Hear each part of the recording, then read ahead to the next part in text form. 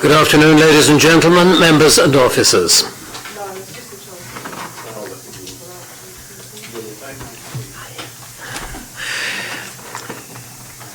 Welcome to the Planning Committee. In the interest of safety, if the continuous fire alarm sounds, please evacuate the room and public gallery by the stairwells. Please do not attempt to use the lifts. Assemble at Queen Victoria's statue in front of the civic offices. In order to comply with the Guildhall Trust Fire Marshal regulations, please remember to sign out when you leave the building after today's meeting. For those of you who have not attended this committee before, I will explain the running order for this afternoon. After the committee members have declared their interests and agreed the minutes of the previous meeting, I will announce each item and ask those of you who are here to make a deputation to come and sit at the table. After the planning officer has made the presentation for the application, individual deputies will have 6 minutes to express their views, and joint deputies will have 12 minutes between them to make their views known. After which they will take no further part in the proceedings unless we need to ask a question to clarify a statement that has been made. Members will then ask questions, make comments, and the decision on the application will be made. Both members of the committee and members of the public are reminded of the need to consider material planning matters and not to refer to any personal information about other members of the public. If you do, I will ask you to leave. May I draw everyone's attention to the fact that this meeting will be live streamed from a camera at a fixed location at the back of the meeting room, and the recording will be on the Council's website. The camera will mainly capture the backs of those making deputations, but there will be some footage of those making deputations as they approach and leave the table where the microphones are located, and of people entering and leaving the room while the meeting is in progress. Members of the press and public are permitted to record these meetings on the understanding that it neither disrupts the meeting nor records those stating explicitly that they do not wish to be recorded. Finally, may I ask everyone to use the microphones provided when they are speaking. Before we come to the agenda, there are 2 minor items which I think are important. One, I wish to change the order of the agenda. Shame, yes, okay. First, I wish to put the update on nitrates at the end so that we can take the planning applications and their deputies, because the people in the public gallery have come for that before the planning applications. And secondly, because Councillor Udi has a declaration of interest, I wish to switch around items 7 and 8 and take 110 Stubbington Avenue before 10 Rodney Road. My last introduction is that I think we need to introduce ourselves to members in the public gallery. I am Councillor Hugh Mason. I am the chair of this meeting. I'm Kieran Laven and I'm the planning solicitor. Joanne Wildsmith, Democratic Services, taking the minutes today. Judith Smith, Councillor for St Jude Ward and Vice Chair of this committee. Councillor Claire UD, Charles Dickens Ward. Councillor Lee Hunt, and I represent Nelson Ward, so that's Stamshaw, Tipner, Buckland and North End. Gerald Allen Jackson from Milton Ward, I'm subbing for Steve Pitt. Luke Stubbs, Eastern and Crowswater. Donna Jones, Hilsey. Councillor Terry Norton, Conservative for Drayton and Farlington Ward. Matthew Atkins, Cosham Ward. Hannah Goldsmith, Planning Officer. Matthew Garrett, Planning Officer. Simon Turner, Planning Officer. And Ian Maguire, Assistant Director for Planning. Thank you. We now move to the agenda. Do we have any apologies for absence? Councillor Pitt and Councillor Horton, is that right? Thank you. Right, and Councillor Vernon Jackson, as you've said, you are subbing for Councillor Steve Pitt. Thank you. Declarations of members' interests. Do we have any? Yes, Councillor Udi, please. I have a prejudicial interest in the site of 10 Rodney Road. I will not be here for that application. Others?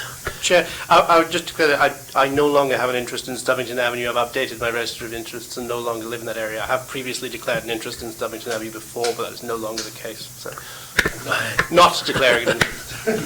Thank you for your non-declaring of an interest.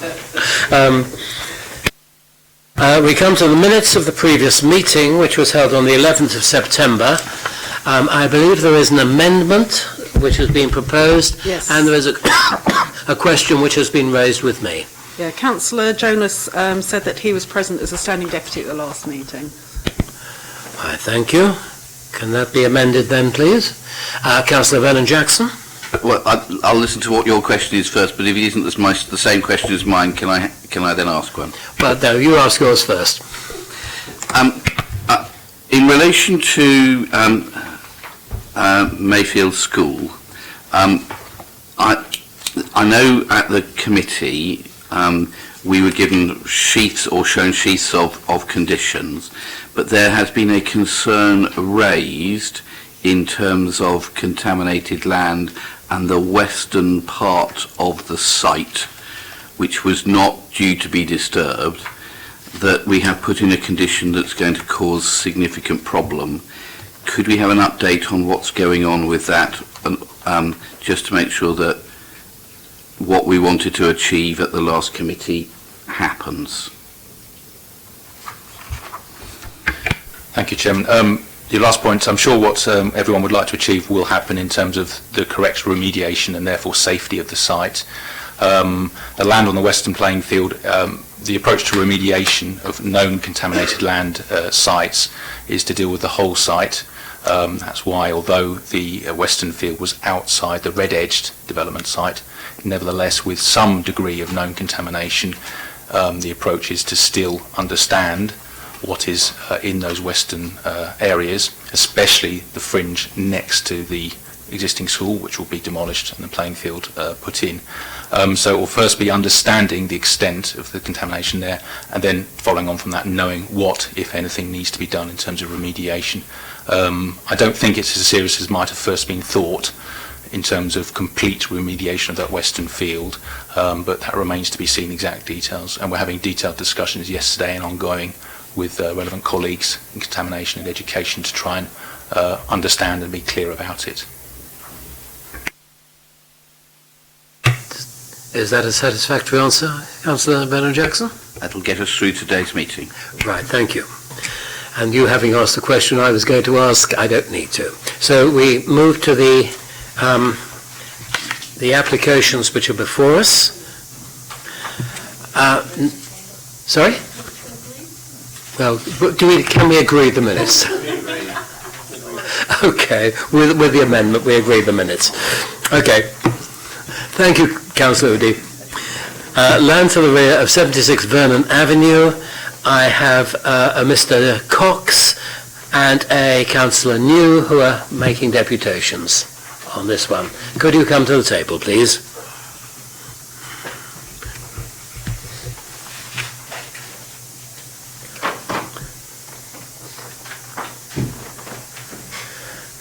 May I remind you that when you come to speak, it is the right-hand button on the console in front of you which makes the thing work. Okay? Can I have the officer's report, please? Thank you, Chair. Good afternoon, members. Planning permission is sought for the construction of 7 garages and 1 storage building to land at the rear of 76 Vernon Road. Members' attention is drawn to the supplementary matters list, as 4 additional representations have been received following the publication of the committee report. The majority of the points had been addressed within the report, with the exception being possible ecological impacts of the proposal. The LPA's ecological consultant was contacted following those, and while they consider the risks of the scheme to be fairly low, a precautionary approach has been taken and an extra condition is now proposed, which will require a preliminary ecological appraisal to be completed prior to the clearing of the site, and consideration of incorporating bird or bat boxes within the development. So, the site itself is located within a primarily residential area that is characterised by rows of two-storey terrace dwellings and relates to a parcel of land located to the rear of the gardens of numbers 64 to 76 Vernon Road and numbers 45 to 55 Glenthorne Avenue Road. The area comprises a overgrown rear garden that incorporates 3 outbuildings. The adjoining rear gardens to the Vernon Road houses have a typical length of between 7.5 and 9 metres, while the rear gardens to the Glenthorpe Road houses have a typical length of around about 19 metres, including some outbuildings at the rear. The eastern boundary of the site abuts a comparatively narrow, unmade private rear access way leading onto both Glenthorne Road and Vernon Road. The proposal is to construct 7 garages and 1 storage building. The proposed buildings would measure 2.4 metres in height, 2.6 metres in width, 5.9 metres in depth, and they'll be finished in brick with flat roofs and steel garage doors, and the existing floor would be covered with a permeable paving. To the north, south and west of the site, a closed board wooden fence would be constructed to a height of 1.8 metres. The area of land is not recognised under any specific policy constraint, and as such the principle of developing this parcel of land is considered to be acceptable, subject to the material considerations. The main body of the site is not readily visible from the public realm, and further the proposed outbuildings are of an appropriate size as to not over-dominate the site or appear intrusive in their setting. They would be of a simple design of a reasonable quality, and given the prevailing character of outbuildings in the vicinity, the proposed units are considered acceptable in design. The majority of the properties to the east of the site, numbers 45 to 55 Glenthorne Road, feature similar rear garages or outbuildings that would mitigate most of the views towards the proposed garages, and this intervening built form and distance of 19 metres approximate is considered to mitigate any views or possible privacy concerns of the occupiers to the east. And the rear of the neighbouring properties to the west, so numbers 64 to 76 Vernon Road, are located approximately 7 metres away from the site and are separated by their rear gardens. The proposal would include the construction of a closed board fence along the western boundary and would be built to a height of 1.8 metres, which is considered to be appropriate in scale. And so given the layout of the proposed garages and their modest height, they are not considered to present any significant impact upon the amenity of the neighbouring occupiers. And the proposal would also include lighting to be installed on the site, further details of which will be submitted to and approved by the LPA. Representations have raised concerns around the potential uses of the garages by commercial enterprises mainly. This could cause some additional noise and disturbance, but the use of any garages as a separate commercial enterprise would require formal planning permission, and as such is not in consideration within the application. And further, no objection was raised by the Council's Environmental Health Officer. The garages are proposed to be accessed via private service roads, which provide access to the existing garages at Vernon Road and Glenthorne Road, and the access is from either, so Glenthorne Road to the left and Vernon Road access to the right.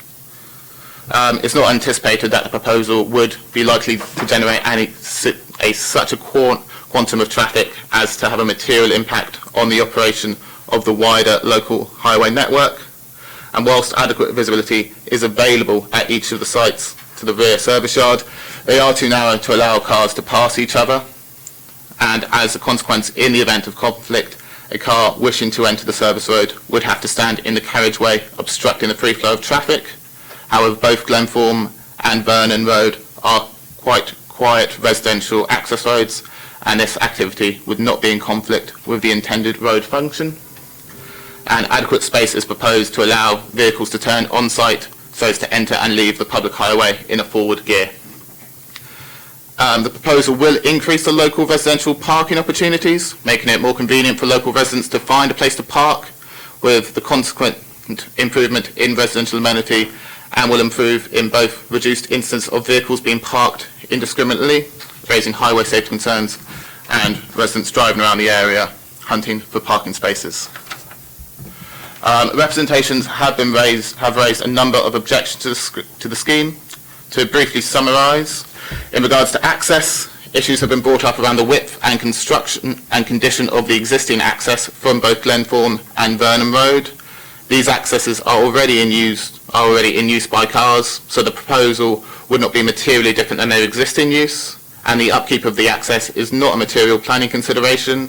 However, it is considered that the use would not be any more intensive than if each of the properties in Vernon Road constructed a singular garage.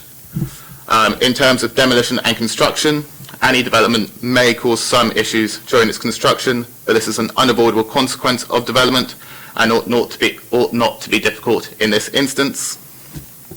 And in regards to fire safety, building control were consulted through the application process in regards to fire safety because of raised representations. They recommended to reduce the number of garages from 10 to 7 and to space them further away to reduce the risk of fire spreading. And as a result of this, building control does not hold any objection to the scheme on fire safety grounds. And in regards to crime, in regards to the potential increase of crime, a boundary fence was added to the scheme to limit any access to the rear gardens of the properties to the west. And further, it has been agreed that the site will feature lighting at each unit, and this will be secured by condition. And in regards to loss of green space, the area is not recognised as a protected green space, and such is not considered appropriate to resist the development of the area. The proposed construction of 7 garages and 1 storage unit is therefore considered to be acceptable and appropriate in this location, given its design, amenity and highway implications, and therefore accords with PCS 23 and 17 of the Portsmouth Plan. Thank you. Thank you very much. Mr. Cox, you have 6 minutes to address us. Thank you, Chairman. So, ladies and gentlemen of the Planning Committee, thank you for the opportunity of outlining our objection to this planning application. I am speaking on behalf of my mother, who is also present, who is a resident of 49 Glenthorne Road. I'm extremely surprised that the documents submitted to this committee do not appear to accurately reflect the full views and opinions of the local residents as submitted in their objection letters. The information provided has been summarised without context of the objection. Yet the opinion of the Planning Office and associated council workers have been presented in full. I do not believe this to be appropriate. The council officers have not engaged with the residents in any meaningful form, including acknowledgement of their concerns, despite a formal request to meet with them and for them to visit the site with the local residents to understand the local issues of this application. Further, none of the serious questions raised by residents have been properly answered or addressed. In fact, I have raised personally a number of issues with the planning officer concerned when he sent an email asking me for further details, to which they have not been responded or even my email acknowledged. Our objections cover a number of points. The plans submitted do not state what the intended purpose of these garages are once constructed, other than the fact they are for local residents. But how that will be defined and enforced has not been outlined. We also understand that the land is no longer part of 76 Vernon Road as stated in the application, and they have been split. It can be assumed, therefore, that they are not for personal residential use of the applicant, but to form part of a commercial undertaking. And by commercial undertaking, I mean not for commercial use, as outlined by the planning officer, but I mean to be rented for commercial gain. The lack of control that this would bring around who would use these garages and for what purpose would be unacceptable. It would be different if it was a local resident building a garage at the end of their land, backing onto the access road as per the existing development and all the existing garages. That is not the case with this application. The plan shows access via Glenthorne Road and Vernon Road. The land was previously attached to a property in Vernon Road, and as such the Vernon Road access should be the one utilised. The access routes as proposed are private roads, as outlined by the planning officer, owned by the residents that back onto this access road, and it is in the deeds of their properties to maintain this road. Additional non-resident access would be unacceptable. It should be noted that a number of the access roads in Glenthorne Road and Vernon Road have locked security gates to restrict access to non-residents because of the issues to do with security. If planning consent is granted for this development, the residents in Glenthorne Road that own this access road will consider installing lockable security gates, therefore denying access to the garage users unless they are residents of the properties backing onto the access road. I understand that the local residents of Vernon Road access will also secure their gates to the Vernon Road access. I must reiterate, however, that the Glenthorne Road access must not be used, and any attempt to do so will be met with action by the local residents. No details are provided on how construction would take place. No vehicles could access the tight lanes for delivery of materials or machinery, and if the highways engineer signed off that is the case, they have clearly not visited the site. The noise generated and disruption to local residents and the restriction of access to the properties during this time has not been addressed, whilst I do accept that it is a point of consequence of development, but no mitigating actions have been put in place to how that would impact the local residents who need access to their garages. No timescales for the construction has been provided, nor any details of how the local affected residents may be compensated or addressed in this situation. There is a security risk, as noted, associated with this development. The proposal has addressed this by security lighting. No consideration has been taken of the light pollution that will be generated from the intensity of this lighting. Further, we do not believe that this will actively reduce the security threat, or indeed the additional threat from fire of this new development. Bear in mind that no access for fire engineering could get round to this development if there was an issue. The residents have a number of additional concerns and issues with this development, which I do not have time to cover in this briefing, but are outlined in the detail to the council planning officers. There is little evidence that the planning officers have taken any real consideration of these strong local objections by the very fact that they have refused to meet with the local residents. However, one additional area of major concern is that it's become clear recently, and I think has been noted, that from DEFRA, that this area of land is designated under the Natural Environment and Rural Communities Act 2006, Section 42, Habitat of Principal Importance, as part of the Priority Habitat Inventory of Traditional Orchards. Now, I understand that there is an element of the land has been cleared by the owners, but I think that is in contravention of that act. I've seen no reference to this in any of the planning information over and above the note that was made today that there was an issue. In summary, we object to this application in the strongest terms. If the planning committee were to approve it, local residents will look upon options to appeal and consider other actions. However, the point still stands that the access roads are for the residents of the said properties, and any attempt to access this route for construction or for use by garage tenants, unless they are appropriate residents, will be resisted by the local residents who live in these properties. Thank you very much for your time. Thank you very much, Mr. Cox. I would remind members of what are legal matters between residents and what are planning matters for our considerations. And Mr. Cox has, in his deputation, has raised both. Councillor New. Thank you, Chair. So I've come along to support the residents today. I've been and visited the site twice and can agree with Mr. Cox. I think this is an overdevelopment of this area. And just to give some more context, which wasn't given in the officer's report, partly because they possibly aren't aware of the history here, but Councillor Frank Jonas certainly brought me up to speed on it. So this parcel of land actually was Cobner's Green Orchard, and it was used as a community orchard over a very long period, going back 30, 40 years. And when the occupant of number 76, I understand, passed away and the house was inherited, that's when the decision was made by the current owners to do what they've done. And I understand that land fell into disrepair and then it was gradually cleared over a period, and now it's in the sorry state it is.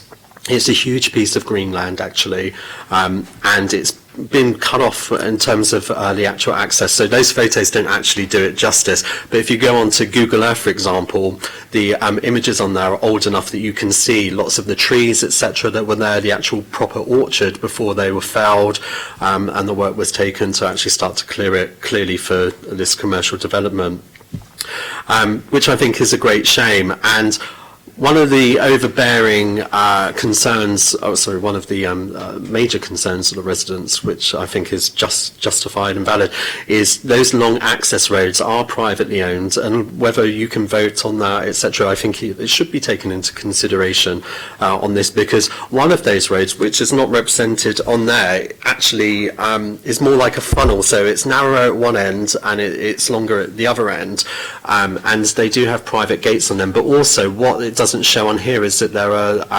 the piping that comes down the side of the house, which further takes off, say, another half a foot, etc., making it even more difficult to come down. And I saw one of the residents taking their car out, just a normal sized car, and it was painful watching them reverse around those corners. And it's a similar kind of lane system to when I lived in Baffins, where we had a garage which you couldn't actually really use. But there's a small community here, and I think that the construction will be very difficult, but it will make the lives for these residents a misery while that's taking place.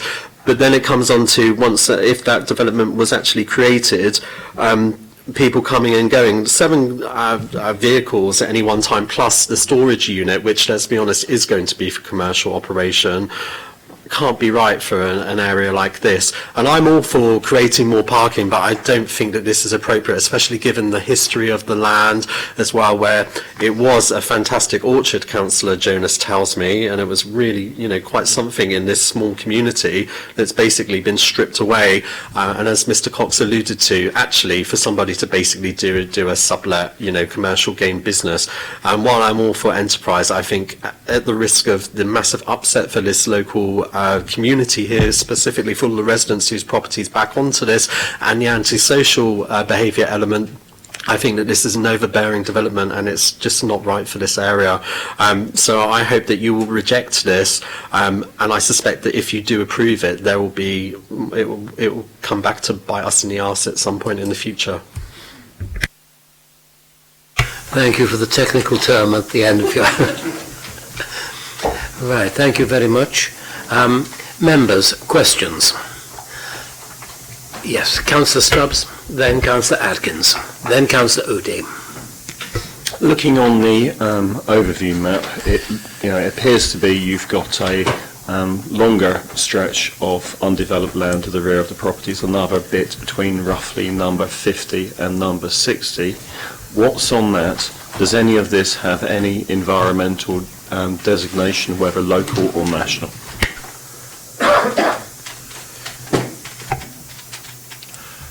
So the area is flagged by Natural England as something to be mindful of, but it's not flagged as such to consult them on small-scale building operations.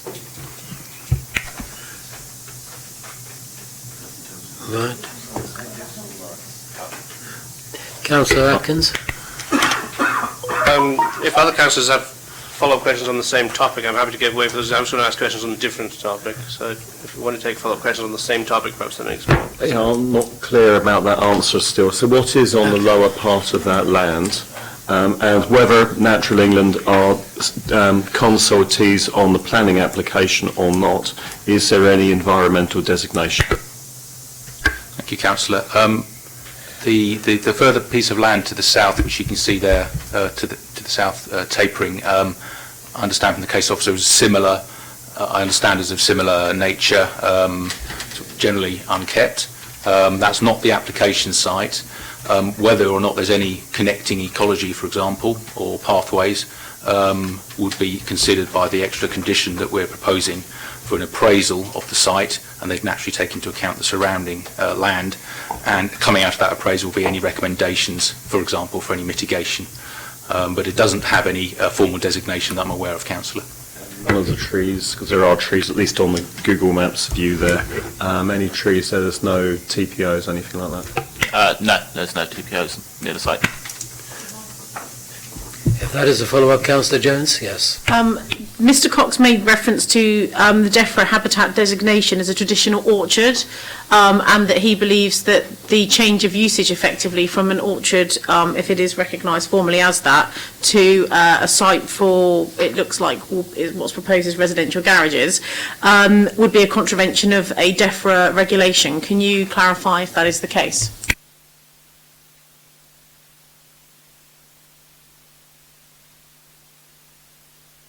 Thank you, Councillor. I'm not aware I haven't come across an orchard designation as such in the past. The orchard as was appears to have been more or less eradicated from what's been said. So it appears to be treated as previously developed land attached as a curtilage to gardens. So we're not aware of any policy or statutory designation type difficulty with an in principle change of use, change of use and development. Chair, could I ask through you for Mr Cox to provide again the specific contravention of the DEFRA habitat designation that he referred to, and maybe allow Kieran some time to quickly check that, because it might be that we need to defer this application to have a legal ruling on whether or not what we're doing today, if we actually did grant planning permission, would actually be permissible, because it may be that we're working in contravention of a DEFRA habitat designation. Certainly. Please. It is shown on the DEFRA website. If you access the DEFRA website on the Magic system and access the postcode for this area, it shows it as a green block that's allocated to that exact space. If you drill through into the website, the actual designation area, then it does show it as is the Natural Environment and Rural Communities Act 2006, Section 42, Habitat of Principal Importance, and it's classified as a priority habitat inventory for traditional orchards. I am aware that the land has been cleared subsequent to that designation, but I understand it's been cleared by, certainly from my mother who's lived there for 35 years, that was an orchard until the current owners who are now proposing this application have taken over the land. It certainly was an orchard before that. Chairman, could I ask Mr Cox if he would mind handing his speech in to us, if that's just a copy, because it may be helpful for Kieran to refer to the specifics. Unless Kieran's able to give us a ruling on that now. Thank you. I've looked at the NERC Act 2006 just now, and I'm particularly mindful of the Council's duty under Section 41 of that Act as a public authority to have regard so far as is consistent with the purposes of conserving biodiversity in the discharge of its functions. So I'm just trying to pull up the Magic website you've kindly directed us to now to have a look and see if that is, as you say, designated. I suspect it shall be. If that is the case, I think in circumstances, committee is best advised to defer this item to investigate it properly and ensure that the report coming back at least addresses that. It won't necessarily be fatal to an application, but it should be taken account of. Perhaps we might have a short adjournment then for Kieran to look at that, because it seems pointless having a continued conversation if we're going to end up deferring it on a legal point. But whilst he is doing, if there are questions other than those on the natural environment designation of this area. Councillor Smythe. Thank you, Chair. My question is slightly related. This development does appear to leave the other part of the open space completely stranded, and nice as though a wild area is, it can go out of hand and need some sort of maintenance at some stage, and I'm concerned about that also, and that may be part of the inquiry about the wider open space.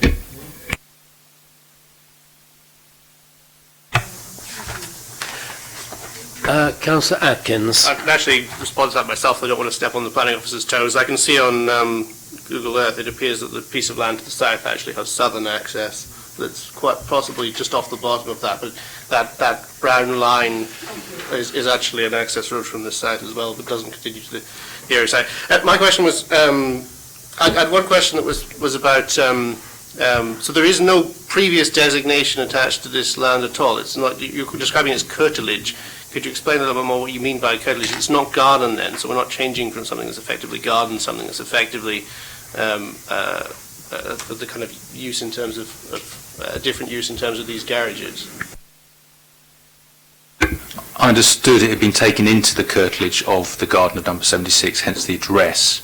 But I mean, whether or not it's in the curtilage or outside the curtilage of a residential property, I mean, I think the main point is, does it have any designation or without any designation, any ecological importance that would prevent it being developed for this particular development? So apart from what we've said already and what the report says, we'll look at the DEFRA issue as well. Councillor Vernon Jackson. Just to help Kieran, I'm looking at the People's Trust for Endangered Species orchard network community orchards, which lists a series of orchards on Portsea Island, and this is not one of those listed. It might be that it's on something else, but not on this one. Councillor Stubbs.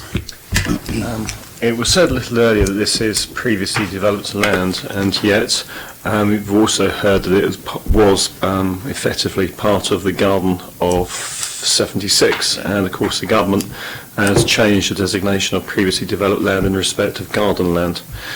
So is this actually still previously developed? I'm not sure that it is.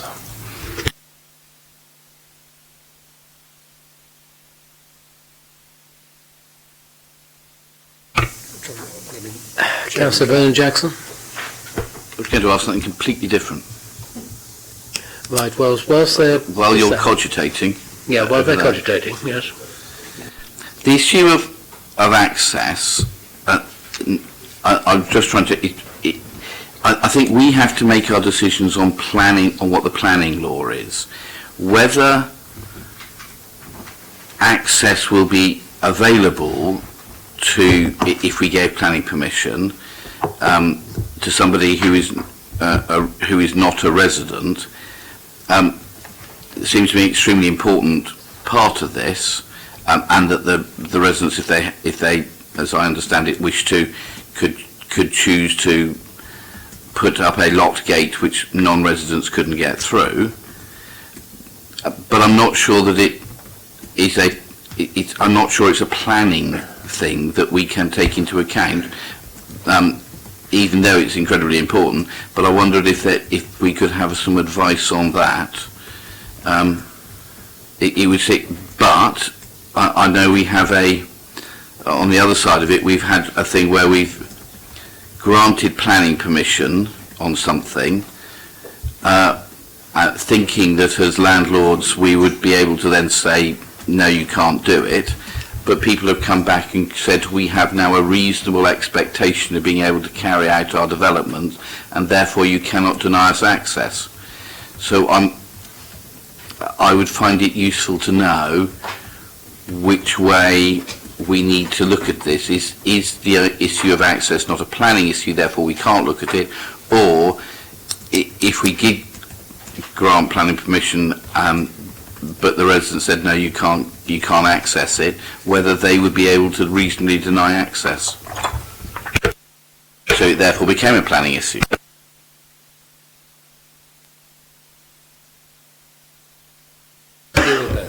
Members, if I can perhaps assist, I'll answer that question and then give you the broader biodiversity issue.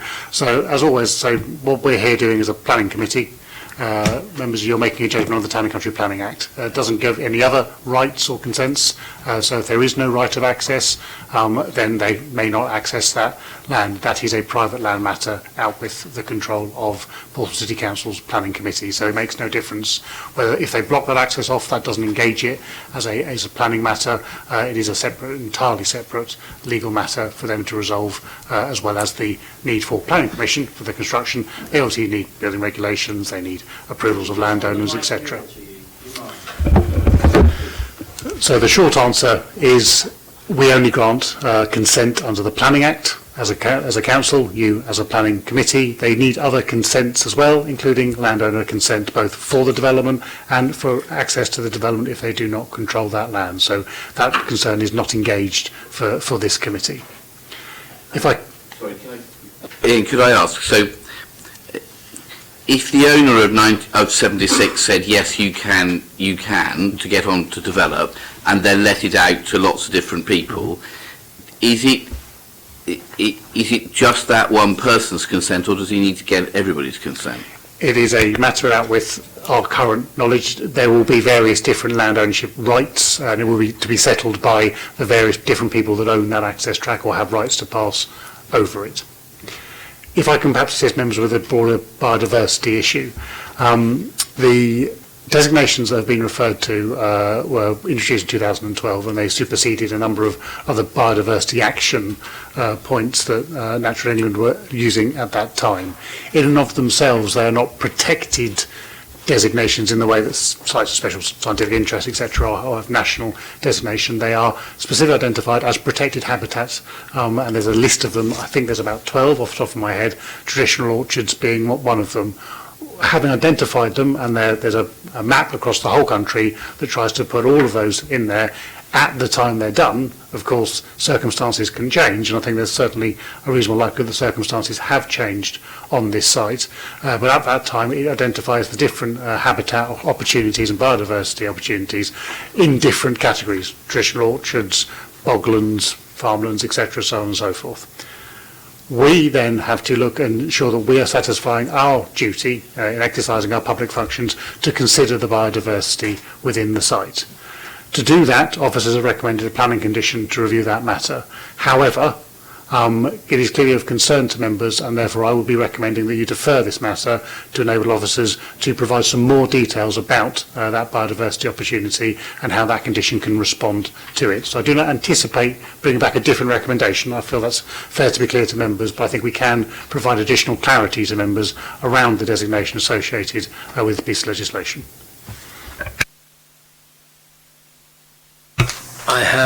I think it is best that we deal with all the questions before we consider deferral. I have Councillor Udy, Councillor Norton, Councillor Atkins and Councillor Jones, and yes, okay. My question Councillor is, it needed any more, because Councillor Jones covered it quite exhaustively earlier. Okay, Councillor Norton. Yeah, mine is just to follow up on Councillor Vernon Jackson's comments about access. So is Vernon Road a one-way street? No, both of them are two-way streets. So both of them are two-way streets. Okay. Vernon Road's one way, isn't it? Sorry, Chair, if I may. As I understand, Vernon Road is a two-way street, but it is no access at one end. So if you come out into street, you can go either way, but you cannot access from the Burfield Road? Yeah, Burfield Road. Okay. And then secondly, on Vernon Road, between the numbers of 86 and 90, or 88 and 90, who owns the gate there? Is that shared for the property? So the small gate that we see that is on the photograph there, that's attached to two properties, isn't it? And they are owned by... I think, like the rest of the accesses, you presume must be private ownership, and it's a private legal matter, as we've set it out. Yeah, no, agreed, okay. Yeah, it was raised about access, so there were 2 points I wanted to raise.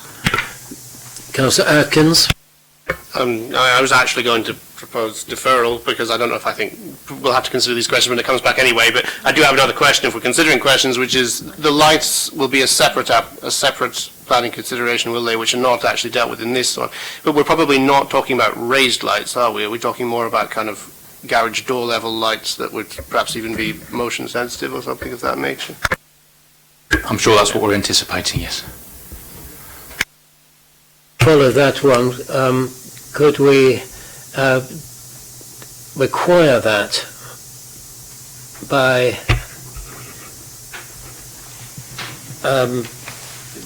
a condition? It already requires the details. Okay.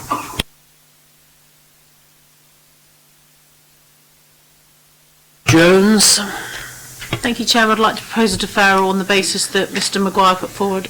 Yes, okay. We've got the deferral proposed and seconded, but I'm still trying to take questions on the substantive issue so that we can clear up all the questions before we come back to make a decision on this.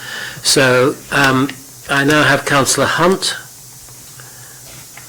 So coming back to policy, policy PCS 23, and it says in the report on page 5 that the majority of the properties to the east of the site feature rear garages and outbuildings. And I didn't see the slide it went quite quickly. Is it possible just to go back and look at the views, the visual amenities that people might enjoy from their windows of that land? Yeah. And, yeah. So could I ask the planning officer then, what weight can we give in all these circumstances to the visual amenity currently enjoyed by people of that land as it is at the moment? If I can assist, it is always for the decision maker to decide how much weight you give to any given matter, but clearly if you are leaving aside the other matters we've discussed, minded to look at withholding plan permission for development of land on the grounds of visual amenity, you'd have to identify demonstrable harm to that visual amenity. These show the properties looking at the open space. Of course, when you look at a broader aerial photography, etc., as you can see, a lot of properties are looking out down garden length at outbuildings, theirs and their neighbours. It is a habitual element of this area and areas like it. So to assign that as sufficiently demonstrable harm to warrant refusal would be quite challenging at appeal. But how much weight you give to different aspects, amenity versus efficiency of land use, for example, is always for the decision maker to decide. Councillor Stubbs, Councillor Smythe, Councillor Atkins. Councillor Stubbs. Yes, to answer the question I asked a little while ago, but the officers were in a bit of a conference and I didn't get a reply to it, which is about the designation of this land, because we're told that it was actually effectively almost garden land within number 76, and therefore I assume, given the changes in national regulation that took place a couple of years ago, it now counts as greenfield rather than previously developed. Is that the case, and if so, what implications does that have?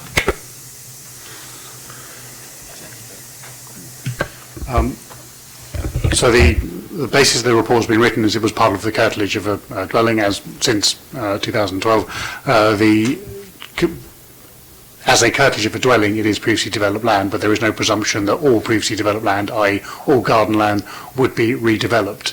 So again, it's more really the judgment for members to exercise whether developing urban features, garages and hard standing, is harmful to the character rather than a direct, because there's no designation as greenfield or brownfield. Is a consideration of whether or not this is appropriate to the character of the area, including amenity, disturbance and all the other material planning considerations. I understand that, but I thought that a couple of years ago the government changed it, on the back of all the national talk that there was at the time around garden grabbing and so forth.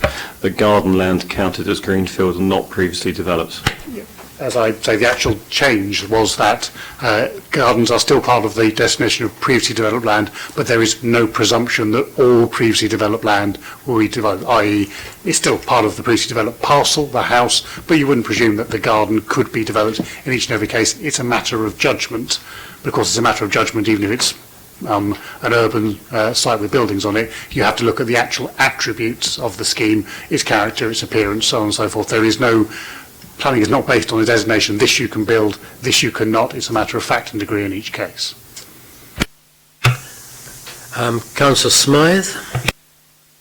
Two related questions, Chair. The first one is going back to the question of the lighting. I've seen that we've got a condition in about lighting. I wondered if we are going to agree to defer this in particular, we could firm that up a bit. We have a garage at the back of our house in Southsea, which is parking land for the back of a block of flats, and the lights that come on in the middle of the night should just one fox walk across, and the length of time its light is spilling into all our bedrooms is unacceptable, and I would just want to see some specification for lighting that was very much at the ground floor level, and that foxes and other creatures of the night can't just set off at any way. So if that's possible, that's my first question. My second question is, if we were to grant an application for permission here, would that piece of land then be designated as a commercial piece of land, and would it therefore be easier for people to get permission to convert it, for example, into workshops that could do all sorts of things that would be very difficult to live next door to, or would that not happen? Thank you, Councillor.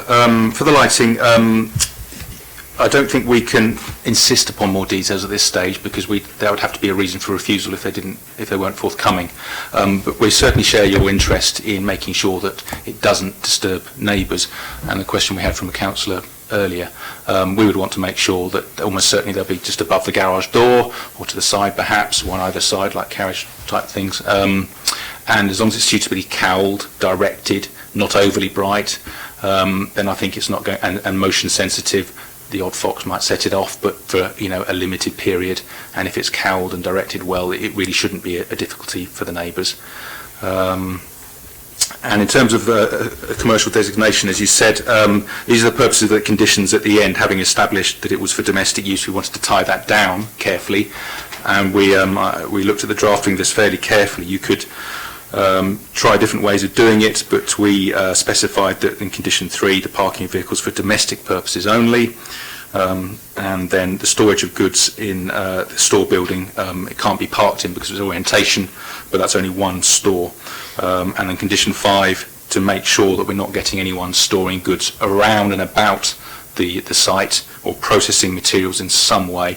So we hope that those 3 conditions tie it down nicely to be essentially domestic garaging, and any other sort of commercial, explicit commercial use that your or residents might be concerned about would be probably in breach of those conditions. So that's the control there. My question was specifically about the designation of the land in the future. Would it be designated as commercial use? I guess that planning is not a zonal system, so we don't designate land unless we specifically are designating land. So this is not being designated as a Class B8 storage and distribution centre. It is a development of a piece of land, whether it's greenfield or brownfield. It is a piece of land, it is what it is, and it will be what it will be, which is a series of garage style and scale buildings which are controlled to only allow the storage, parking of domestic cars. So it's those parameters that will control its occupancy, and clearly any future desire for something different to that will be judged on its own merits to see if that was a material change of use, such as letting it out to a local business to run a function. That would inevitably be a material change of use from the storage of a single domestic car, and plan permission would subsequently be required. Thank you. I have Councillor Atkins and then Councillor Hunt. Questions, I would remind you, it's questions, not comments. Yes, certainly. So you keep pushing the same point. Are we absolutely certain that the current proposed use is not commercial? So if, for example, you were running a car park or renting out storage units, that would be commercial. Given the number of units here, it appears that these are going to be rented to other residents. That is not in and of itself a commercial use, especially given that there is a storage property on site that may also be rented to other residents. That does not constitute commercial use in and of itself, doesn't it? The short answer is this is a commercial activity. I'm not going to pretend otherwise. It's a commercial activity to domestic occupiers. Again, commercial use isn't a planning description. It assists members, and I would not wish members in deciding this application, whether today or in a future application, to be under any illusion that this is not exactly the same as a householder building a garage on the end of their garden, but it is sufficiently similar to that offers are satisfied it will have no adverse implications for the area, hence our recommendation subject to these conditions. But it is a commercial activity for the landowner. They are proposing to let, I'm not going to give them away, let these garages to people for commercial gain for them, so that they can undertake domestic storage within them, domestic storage of a car in accordance with the condition. So it is a commercial activity, but it is not, and therefore it is a commercial site on that basis, but it is a commercial activity that as officers we are recommending is not causing harm to amenity, character or other grounds, subject to some additional information we wish to provide on the biodiversity issue. Sorry, can I just follow up very quickly on that? Yeah. Thank you for detailed answer. Just still to get it so I can absolutely clear in my head, if this was a car park or it was storage units, would you be imposing different planning considerations? Absolutely. If someone came in for a commercial B8 use, so again, storage, if a big yellow self-store or a similar wanted to put a storage unit in, we would have to look at whether the anticipated number of vehicle movements in and out from such an activity would be acceptable from disturbance issues. Obviously, with 7 domestic garages, there's an anticipated vehicle movements that we feel is acceptable.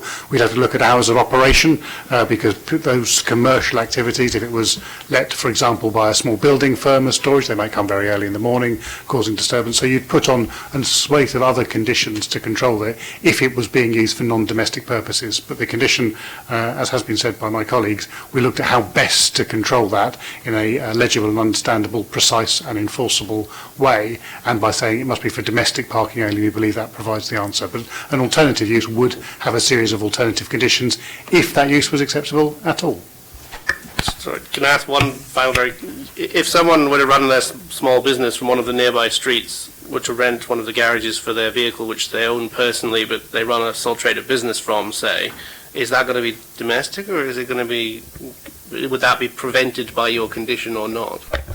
I would suggest it would be prevented because that vehicle isn't a domestic vehicle. Domestic vehicle is associated with domesticity, with where they live, not with where they work. So that would be parking for their workplace. If they lived in a nearby street, then they could hire it for their domestic vehicle and they could park their vehicle there.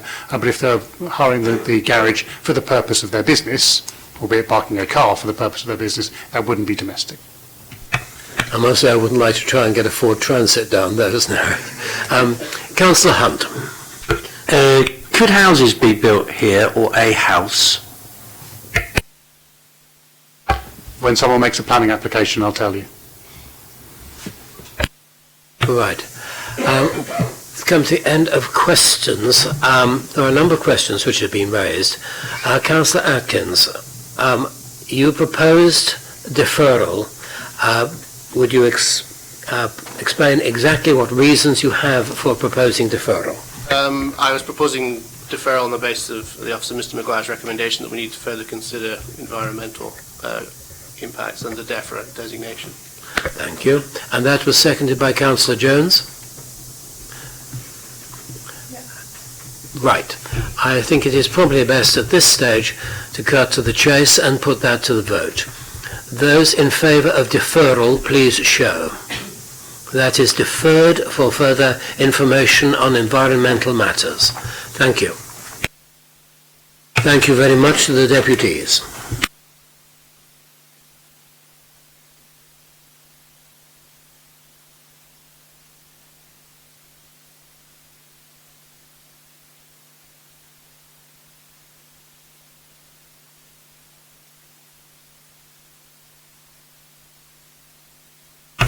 I now wish to move to the item which is item 3, which is 110 Stubbington Avenue.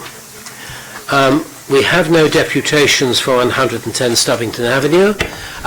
Can I therefore have the officer's report? Sorry, Councillor Vernon-Jackson. Chairman, while the officer's report is taking 50 months, I just return back so I can have a sandwich on staff. I have no objection to you eating at the table, provided that the people... I'm going to sit with that. Councillor, if you're intending to return and participate in the vote, I'd also prefer that you sit at the table and eat. Sorry. Because if you move into the public gallery, you are not sitting as a member of the committee. Can I have the officer's report on this, please? Thank you, Chair. Good afternoon, members. Members' attention is drawn to the SMAT list, which notes one late received objection. This application seeks planning permission for the change of use from dwelling house Class C3 to purposes falling within Class C4 house and multiple occupation or Class C3 dwelling house. This application relates to 110 Stubbington Avenue, a two-storey mid-terrace dwelling situated to the south of Stubbington Avenue. Surrounding area is characterised by rows of terrace properties of similar size and design. An application for a similar scheme on the same site was brought to the July Planning Committee. Following the committee's concerns regarding the substandard bathroom, the applicant has submitted an amended scheme to address the original concerns. The dwelling is set back from the highway by a small front garden, which is used for the storage of waste and recycling. The property benefits from an enclosed garden to the rear of the dwelling. The existing property comprises of a kitchen, dining room, living room and conservatory with WC at ground floor level, and 3 bedrooms, a study and a bathroom at first floor level. The majority of the internal layout would remain unchanged. However, the ground floor living room would be converted into an additional bedroom. The first floor study would be converted into a bathroom, in addition to the existing shower room, An internal ground floor wall would be removed to create an open plan kitchen living area. Based on the information held by City Council, of the 59 properties within a 50-metre radius of the application site, no properties were identified as lawful HMOs. Therefore, the granting of this application would raise the total percentage of 1.69% and would therefore comply with the 10% threshold set out in the HMO supplementary planning document. Furthermore, the proposed development would not result in 3 or more HMOs adjacent to each other, nor would it result in any residential property being sandwiched between 2 HMOs. Therefore, it is considered that the community is not already imbalanced by a concentration of HMO uses, and its application would not result in an imbalance of such uses. The HMO supplementary planning document states a combined living space serving 3 to 6 persons should have a floor space of 24 metres squared. Whilst it is noted that the existing living room would be converted into an additional bedroom, the remaining living area to the rear of the property would measure 32 metres squared, and therefore exceeding the requirements. The applicant has confirmed that each of the 4 bedrooms would be single occupancy. All 4 bedrooms would exceed the space standards of single bedrooms set out in the HMO supplementary planning document. Excuse me, could I just ask officers to bring the microphone? Of course. Councillor Hunt has certain hearing difficulties, especially in public meetings. Apologies. The existing bathroom would remain unchanged. However, proposed plans indicate the existing study would be converted into an additional bathroom which would measure approximately 4 metres squared. Having regard to the previous planning application and the concerns raised by the Planning Committee regarding the under-provision of bathroom facilities, the conversion of the existing study into an additional bathroom is considered to address this issue. The property complies with the space guidelines set out in the supplementary planning document and is therefore considered to provide an adequate standard of living. Furthermore, no objection was raised by private sector housing. This slide shows the rear garden, which could provide weatherproof storage for 4 bicycles. This would be imposed by way of condition. The City Council's Parking Standards SPD sets out level of off-road parking facilities for new developments within the city and places a requirement of 2 off-road spaces for Class C4 HMOs with 4 or more bedrooms. No off-road parking could be provided at the site, but is the same for the current Class C3 use for a similar level of occupation to the proposed. As such, a refusal on parking grounds could not be sustained. All other matters relating to amenity and waste storage have been outlined in the officer report. Having regard to all material considerations, raised representations and planning policy, it is concluded that the proposed development is acceptable. Thank you. Thank you. Members, are there any questions which were not answered last time we looked at this one? Any new questions? No? Thank you. Any comments? Councillor Hunt, then Councillor Stubbs. Yeah, before I agree to vote myself on this, could we go back to the plans, please? They went very quickly. Do you mind? Just have a look at the plans again so we see where everything is, because it's so tiny. I mean, I can't make much out. I mean, I can't hear terribly well, but my eyesight isn't that good either. I'm falling to bits. They're not very big, are they? You can't see them. Well, we did have an agreement before that every single planning application we'd be able to look at them on the wall when we came in. But that seems to have fallen away now. No, we have them. Yeah. Well, they were going to be up on the wall. They used to go up on the wall. People would wander around and look at them. Well, it wasn't so long. We had the same sort of argument, and now we've gone back to the default position from We can ancient, now get them online, which from is ancient history. Well, Okay. yes, but we're considering here today.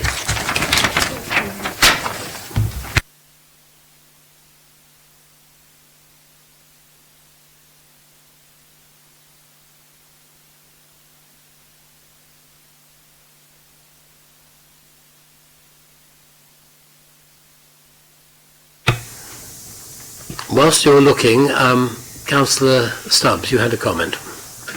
I know that the applicant has moved on his position in response to the committee's previous looking at this. I'm more than happy with it, and I would like to propose a report. Proposed by Councillor Stubbs, seconded by Councillor Jones. Are any other comments? Councillor Vernon Jackson, Councillor Oodie, Councillor Atkins. Well, thank you. It seems to me that the committee had a concern when it came before us last. I wasn't here at the time, but it looks as if that's been addressed, and that's what we're meant to do. But I don't see a defendable area now for us to be able to be able to turn this down, and it would be foolish for us to do so. So I'm sorry. I think this is one where we need to be giving permission. Councillor Udi. Don't worry. Sorry, don't worry. Councillor Atkins.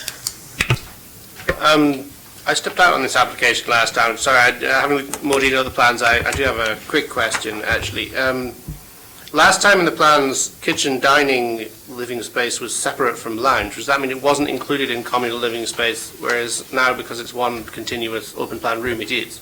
Yeah, that's right. Originally it was calculated as kitchen, I can't remember off the top of my head, living, dining and separate kitchen area, whereas now it's one cumulative space. And that's the correct way to do it, is it? Once you've got open planned your kitchen, dining room into your living space, it's all this communal area, whereas if you have a kitchen separately, it's not communal area, is that correct? I think it relates to the HMO SPD and their size requirements. Yeah. SPD, sorry. Yeah, must be. Councillor Hunt and Councillor Norton. Yeah, thank you. So, well, first of all, what does CPD mean? Sorry, that's my mistake, SPD. No, your light wasn't on. Oh, that's me. Sorry. Sorry, I meant to say SPD, Supplementary Planning Document. No, CPD on the plan. I beg your pardon. Covered. All right. Okay. Thank you. So here's my comment. So it's really, and I remember the application now. Previously the toilet was on the outside. People had to go out of their bedrooms and go into the garden and go round the back to go to the loo, or go out of the house anyway. And that was the principal concern of the committee. So so where's that loo gone from? It's gone from there. They've moved it to the study. To the study. They've put a second. Good. Now, it's really important that we have these plans. It's really important that when these matters come to the committee, that councillors are enabled to be able to see what's what.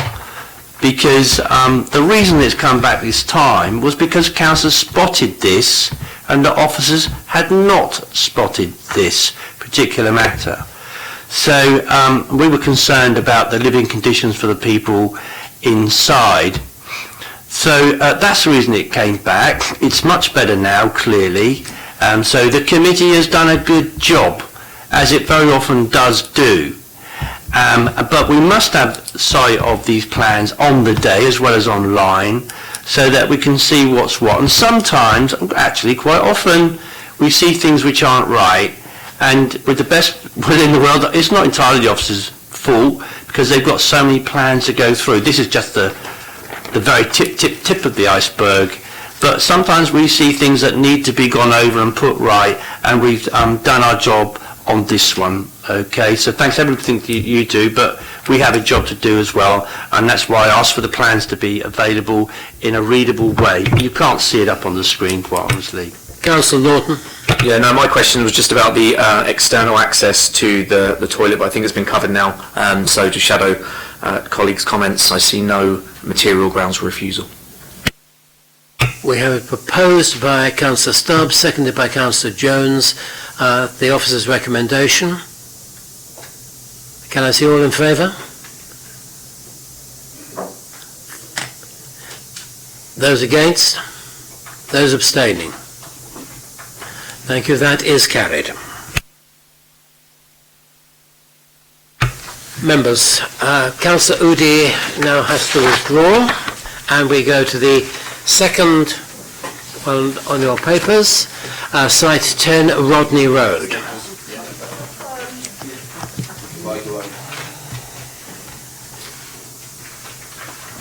If there are plans, yes.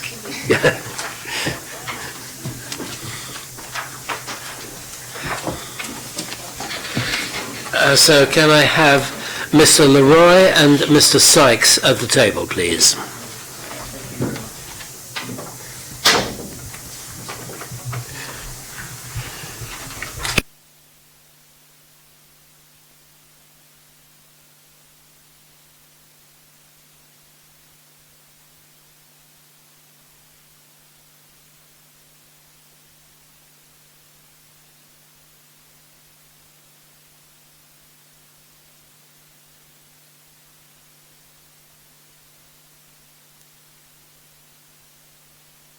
May I have the officer's report, please? Thank you, Chair. I'll quickly draw the members' attention to the supplementary matters list. One additional representation has been received following the publication of the committee report. The majority of the points had already been addressed within the committee report, with the exception being the possible impact upon Milton Cemetery. But given that the proposal includes limited external alterations and it's located a significant distance away from the listed Milton Cemetery gates, it is not considered that the proposal would have any impact upon the designated heritage asset. So, the application is for the proposal to change the use of Site 10 Rodney Road from retail Class A1 to a hot food takeaway Class A5 with associated external alterations to include alterations to the shopfront and the installation of an extraction and ventilation equipment. The site is located on the southern side of Rodney Road at its eastern end by the junction with Milton Road, Veldner Avenue and Alveston Avenue. The site is designated employment land under PCS 11 and the host building is triangular in footprint and with the southern elevation facing Alveston Road and an eastern elevation facing the large road junction, and the application relates to the northern half of the building and much of the front forecourt.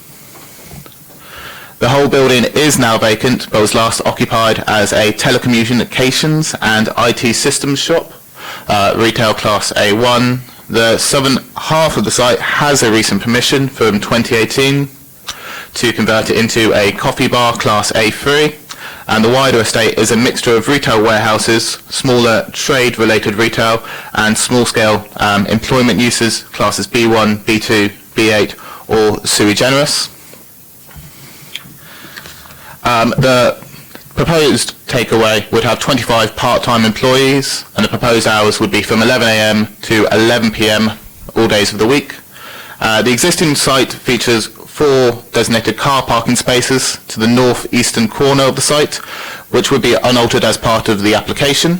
In addition to this, it would also include the provision of 4 motorcycle spaces located at the front east of the unit to allow for outgoing deliveries from the site, as a proportion of the deliveries would be completed by motorcycle delivery drivers. The access to the site is from Alveston Road, with the vehicles then exiting on to Rodney Road there. The site is located within Rodney Road and is identified as an existing industrial estate and employment site. PCS 11 states that the council will promote office manufacturing and warehouse development in this area. The policy goes on to state that the loss of B1, B2 and B8 uses will be resisted, but as the application site is existing retail Class A1, it does not result in a direct loss of employment land that policy PCS 11 seeks to retain. The proposal would further provide a different type of employment as well. PCS 7 of the Portsmouth Plan considers the future of the football stadium and the future employment space. The reuse of the application site in the commercial area would not alter the future prospects of the football club to provide a new and improved stadium, and as such PCS 7 is not affected by the application.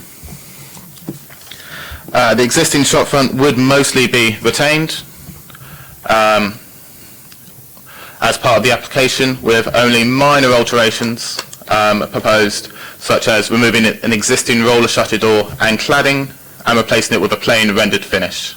In addition, the application also includes the installation of a vertical extract flue that would terminate approximately 1.5 metres back from the eastern elevation of the building to a height of 1 metre above roof level.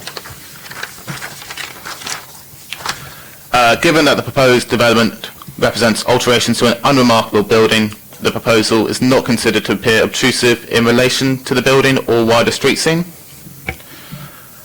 With regards to the amenity impact caused by the development from noise or odour, Environmental Health have raised no objection to the proposed change of use, subject to conditions relating to the limiting of hours for to 11 a.m. to 11 p.m. 7 days a week, and to the air conditioning and cold room condenser being installed within acoustic enclosures, limiting the plant equipment to operating hours of 11 a.m. to 11 p.m. with only the cold store condenser running 24 hours a day.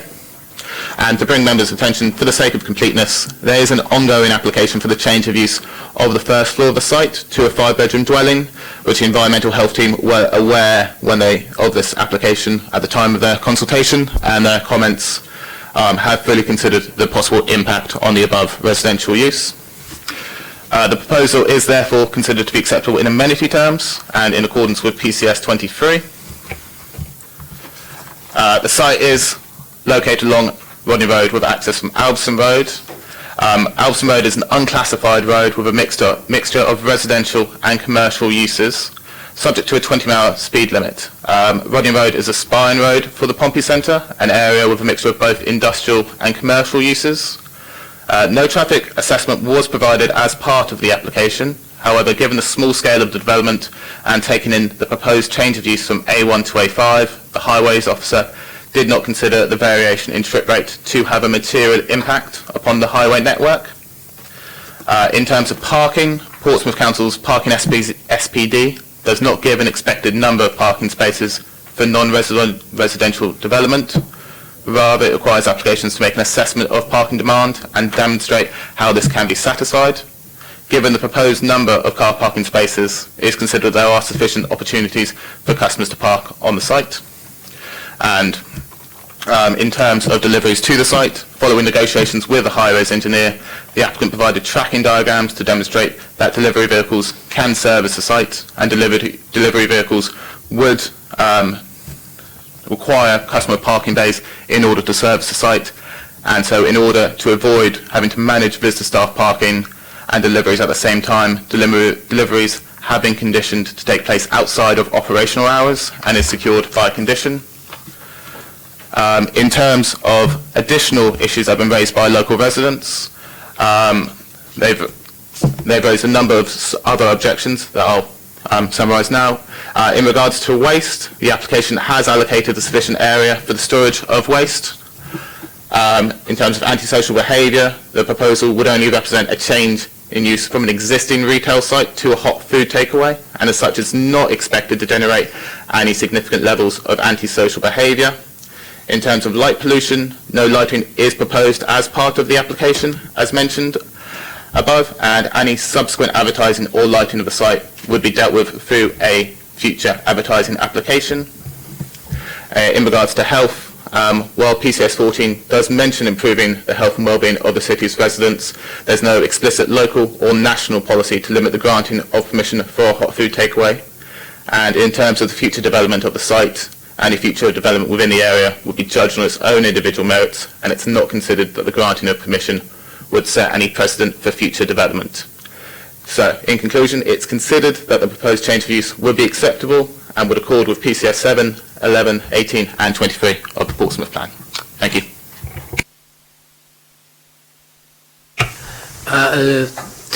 Councillor Vernon-Jackson, Councillor Jones, you have raised points of order, I think. I have not.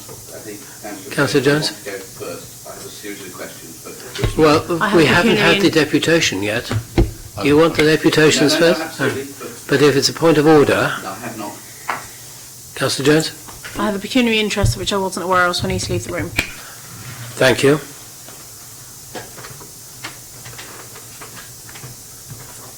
Thank you for your attendance, Councillor Jones. We will be... Will you be waiting? So we... No, okay. I don't think... Well, this afternoon will be quite late because I can watch it online anyway, so we go... Okay. The nitrates you will get online, yes, okay. Thank you. Right.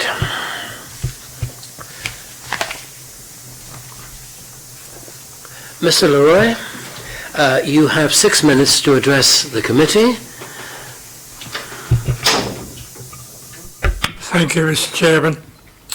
I have given much thought to this application, and there are several reasons why I feel I would ask the committee to deny So I'm going to condense it to two particular reasons.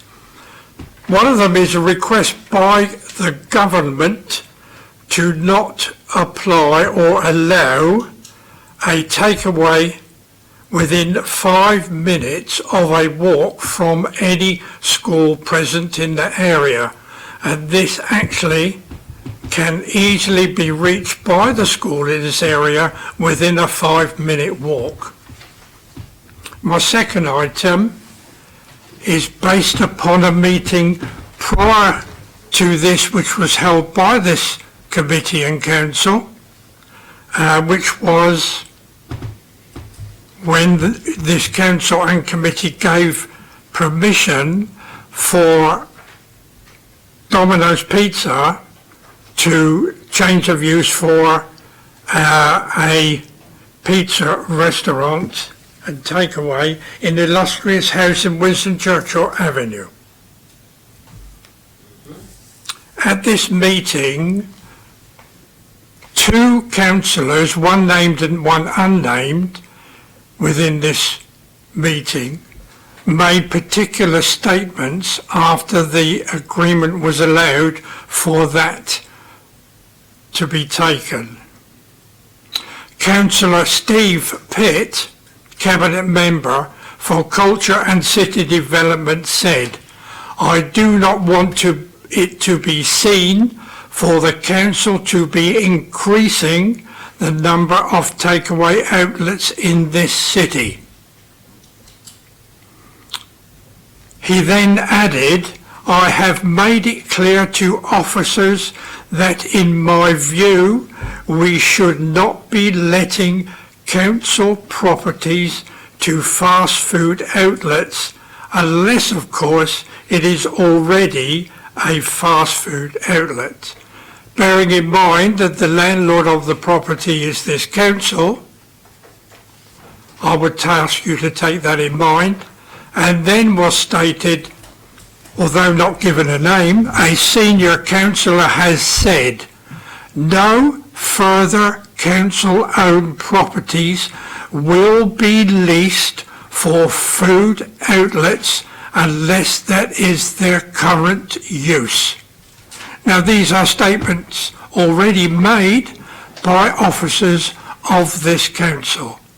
Now, there are many reasons why people would say, i.e. they take into account, we would say, noise is a problem with a thing like this.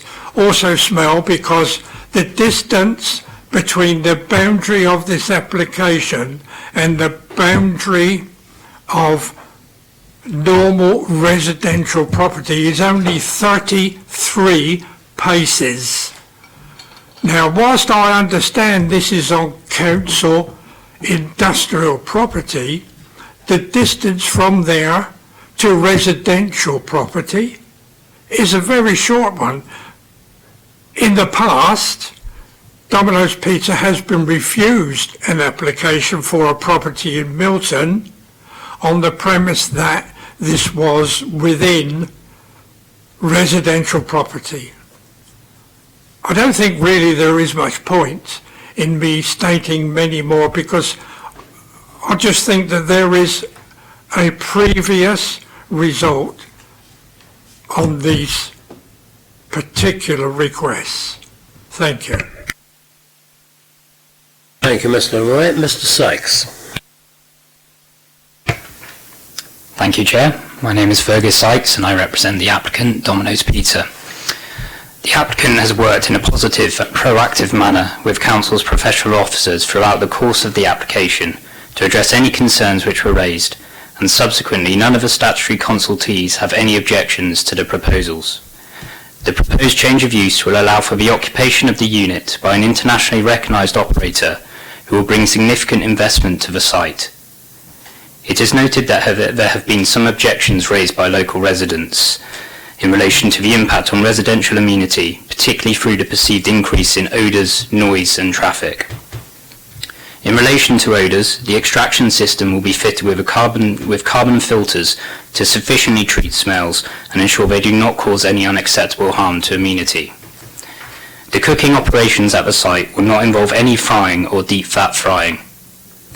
The proposed air conditioning units will be housed in acoustic enclosures to ensure noise emissions are kept to an acceptable level. A full noise report was submitted as part of the application, which demonstrates that with the appropriate mitigation measures in place, the plant would not result in an unacceptable increase in noise. There have been some concerns raised over the potential for disturbance from late-night activities associated with the site.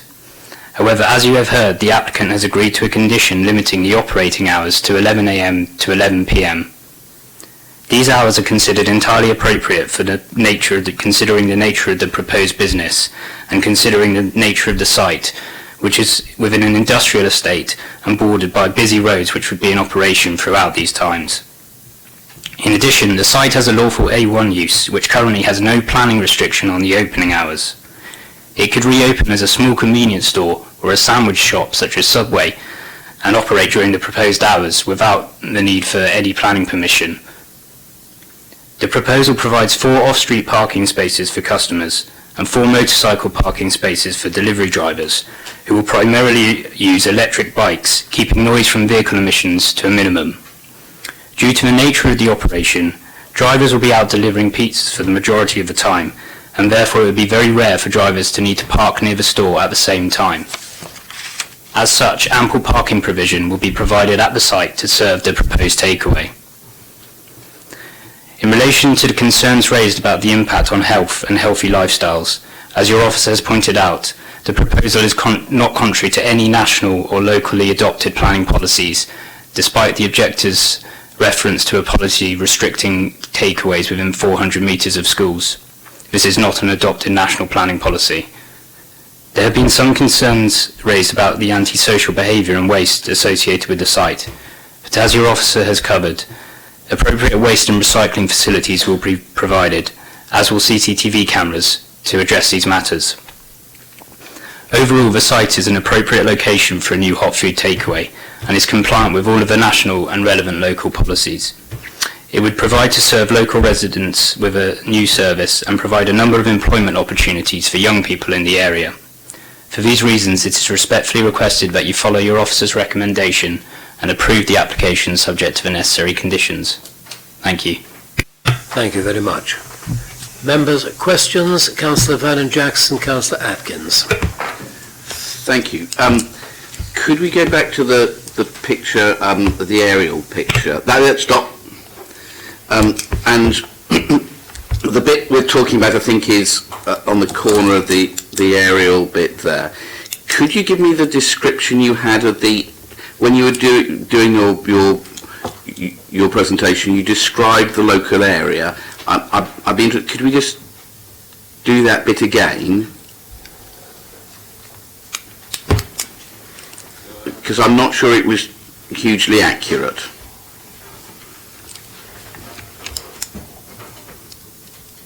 Because I think it referred to it as being semi-industrial area and things like that. What I don't think it said is that this is in the middle of a residential area.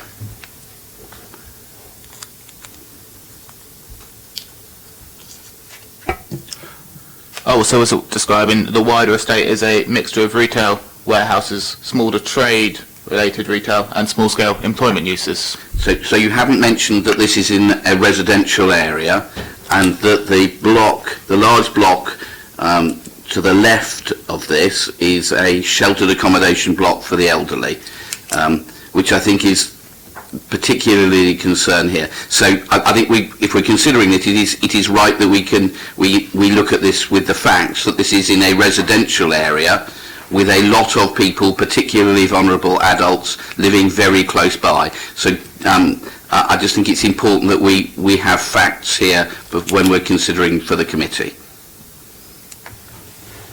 That's the first of my 37 questions. So do you want the next one? Yes. Could we look at now? We'll go through your questions, then I'm coming to Councillor Atkins, Councillor Smythe and Councillor Hunt. I've only got one more really. Could we look at the access arrangements? And stop. No, next one. There we are. So access arrangements for how people people are to come in and out. So how are people accessing the site and exiting it? Probably easier through this slide. So people would be accessing the site through Alveston Road here, entering and then parking up, collecting their pizza or delivering, and then exiting onto this road here, onto Rodney Road. So at the moment there is a gate across that that's never moved, and therefore there's no current access onto Rodney Road there. So it's opening up a new access. It's the reuse of the current accesses, Councillor. There may be a gate down at the moment, but obviously that would be removed in the event of a consent, and the existing access points on and off would be reused. And going back to your aerial slide, if you do that access, that leaving from Rodney Road and going down Rodney Road, could you show me the route if you were going to try to get to Meon Road as a close local road for a delivery of a pizza? I'm not sure which way Meon Road is. Is it to the southeast? Or? It is to the south, southeast, down Milton Road. So that would be heading south. Yes, that's towards right, Sussex, right, okay. We had exactly these debates in, I think it was the January committee, when we considered the Class A3 cafe next door on the southern end of the building. But that's a very different, that's people coming to a cafe. Yeah. This is not, this is a delivery, a hot food takeaway with 20 motorbikes, etc. So could you give us the route that you suggested then? Right. Well, as per existing, they would make a choice as to whether they get out more quickly, depending on the time of day. Yeah. So heading west along Rodney and turn at some point in an entrance to a commercial premises or on the next road to come back. I'm not sure you can turn right. You can't turn right there? Yeah. So I imagine people would try and queue right to come straight out. And they would have to find somewhere else. And to do a U-turns left, right and centre in the middle of major busy roads? Oh, we would expect them to do a legal manoeuvre, obviously, at some point. You clearly have never seen a pizza takeaway moped, have you? Perhaps if I can assist. That's a relevant question, Councillor Vernon Jackson. If I can assist, the Highway Authority as part of the council obviously have looked at this and have raised no objections, so I think it's important to raise. But they may well be wrong. And we as a local planning authority have to assume people will act lawfully. So yes, there is always the case that people may choose not to follow the highway code and not follow the traffic act. That is not a reason we can withhold planning permission. Councillor Atkins, then Councillor Smythe. Leaving aside those issues, I would say, obviously, Mike said it's a separate application to convert the upstairs into residential dwellings. Is it that's going to be considered separately at some point, or has that already been granted? That is still, I believe, being considered at the moment by the officer in charge of the application. Because obviously, currently, I consider this as a commercial area because it's a big yellow storage opposite. That's all sort of corporate vehicle companies and light industrial. Obviously, the other side of the road is residential, but where that unit is currently commercial use. That would be accurate. Yes, Councillor. So the wider area, including this site, has that commercial business industrial designation. Are you asking about the first floor flat application in particular? Yeah, I'm kind of asking in relation to that, is that adding residential into that? So not yet is the answer, because it's not yet gone. It's not yet determined. We have the issue of nitrates and indeed the policy issue we've got to determine as well, but we'll come to that as and when we determine that application. Councillor Smythe. Thank you, Chair. I happen to know this site pretty well because it's where I used to obtain my mobile phone, and so I know about driving in and out of it and how you have to often go down to the roundabout at the bottom. And we did deal with this in some detail when the application for the tea shop was considered.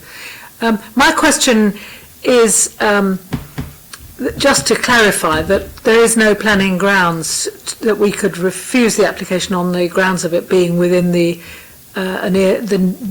near to a school. Am I correct in that understanding? And second of all, is there going to be in the future ways in which through our local plan and so forth we could limit the location of fast food outlets to within a certain radius of schools?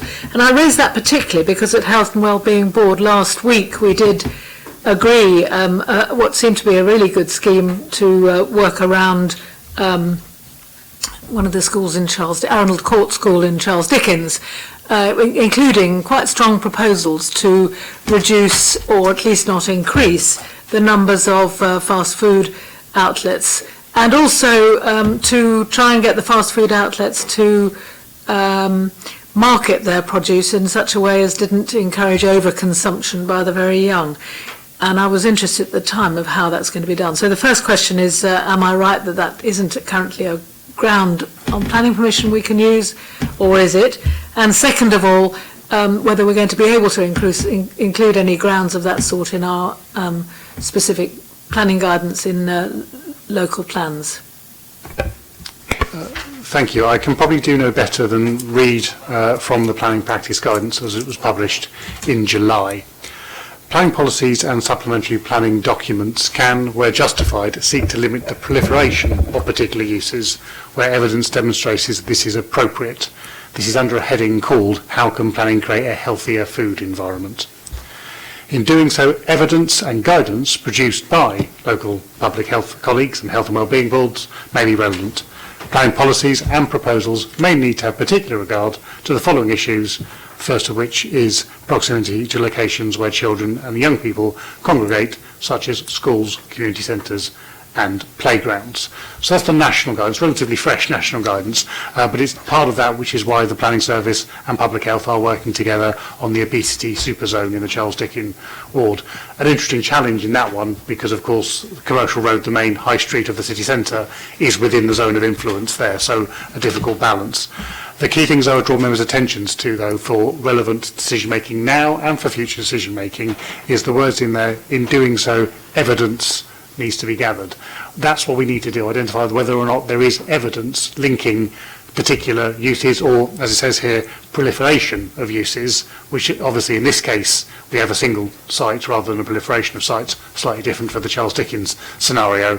We'll have to gather that evidence working with colleagues and see how it influences the health and well-being strands of the local plan as it emerges.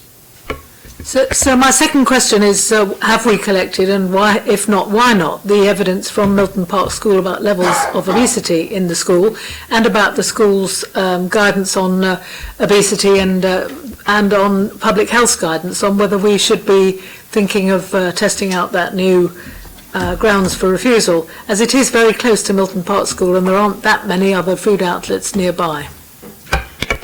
So for this specific application, no, we haven't sought that additional information. We, of course, are working with Public Health to look at issues of obesity, which is above regional average in Portsmouth across large swathes of the city.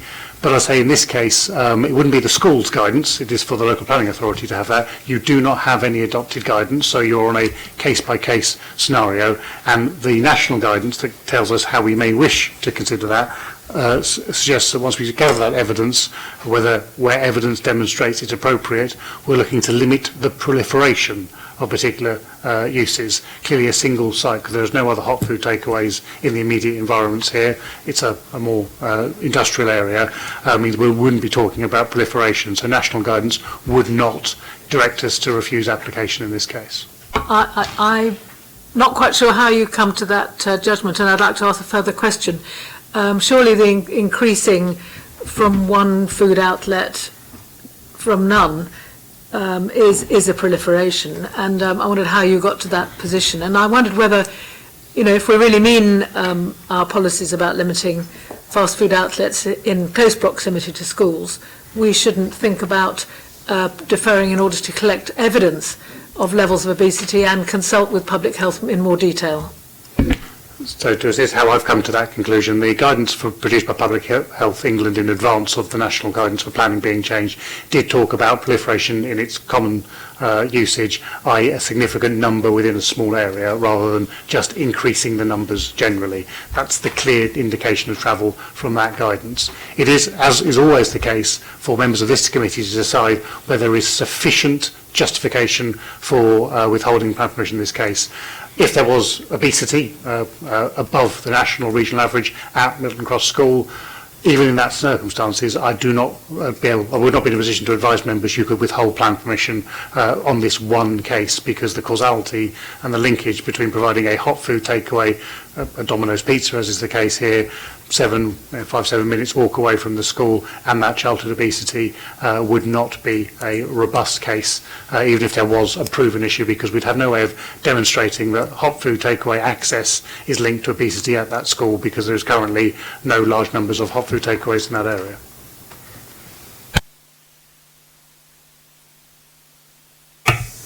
Councillor Hunt, then Councillor Norton.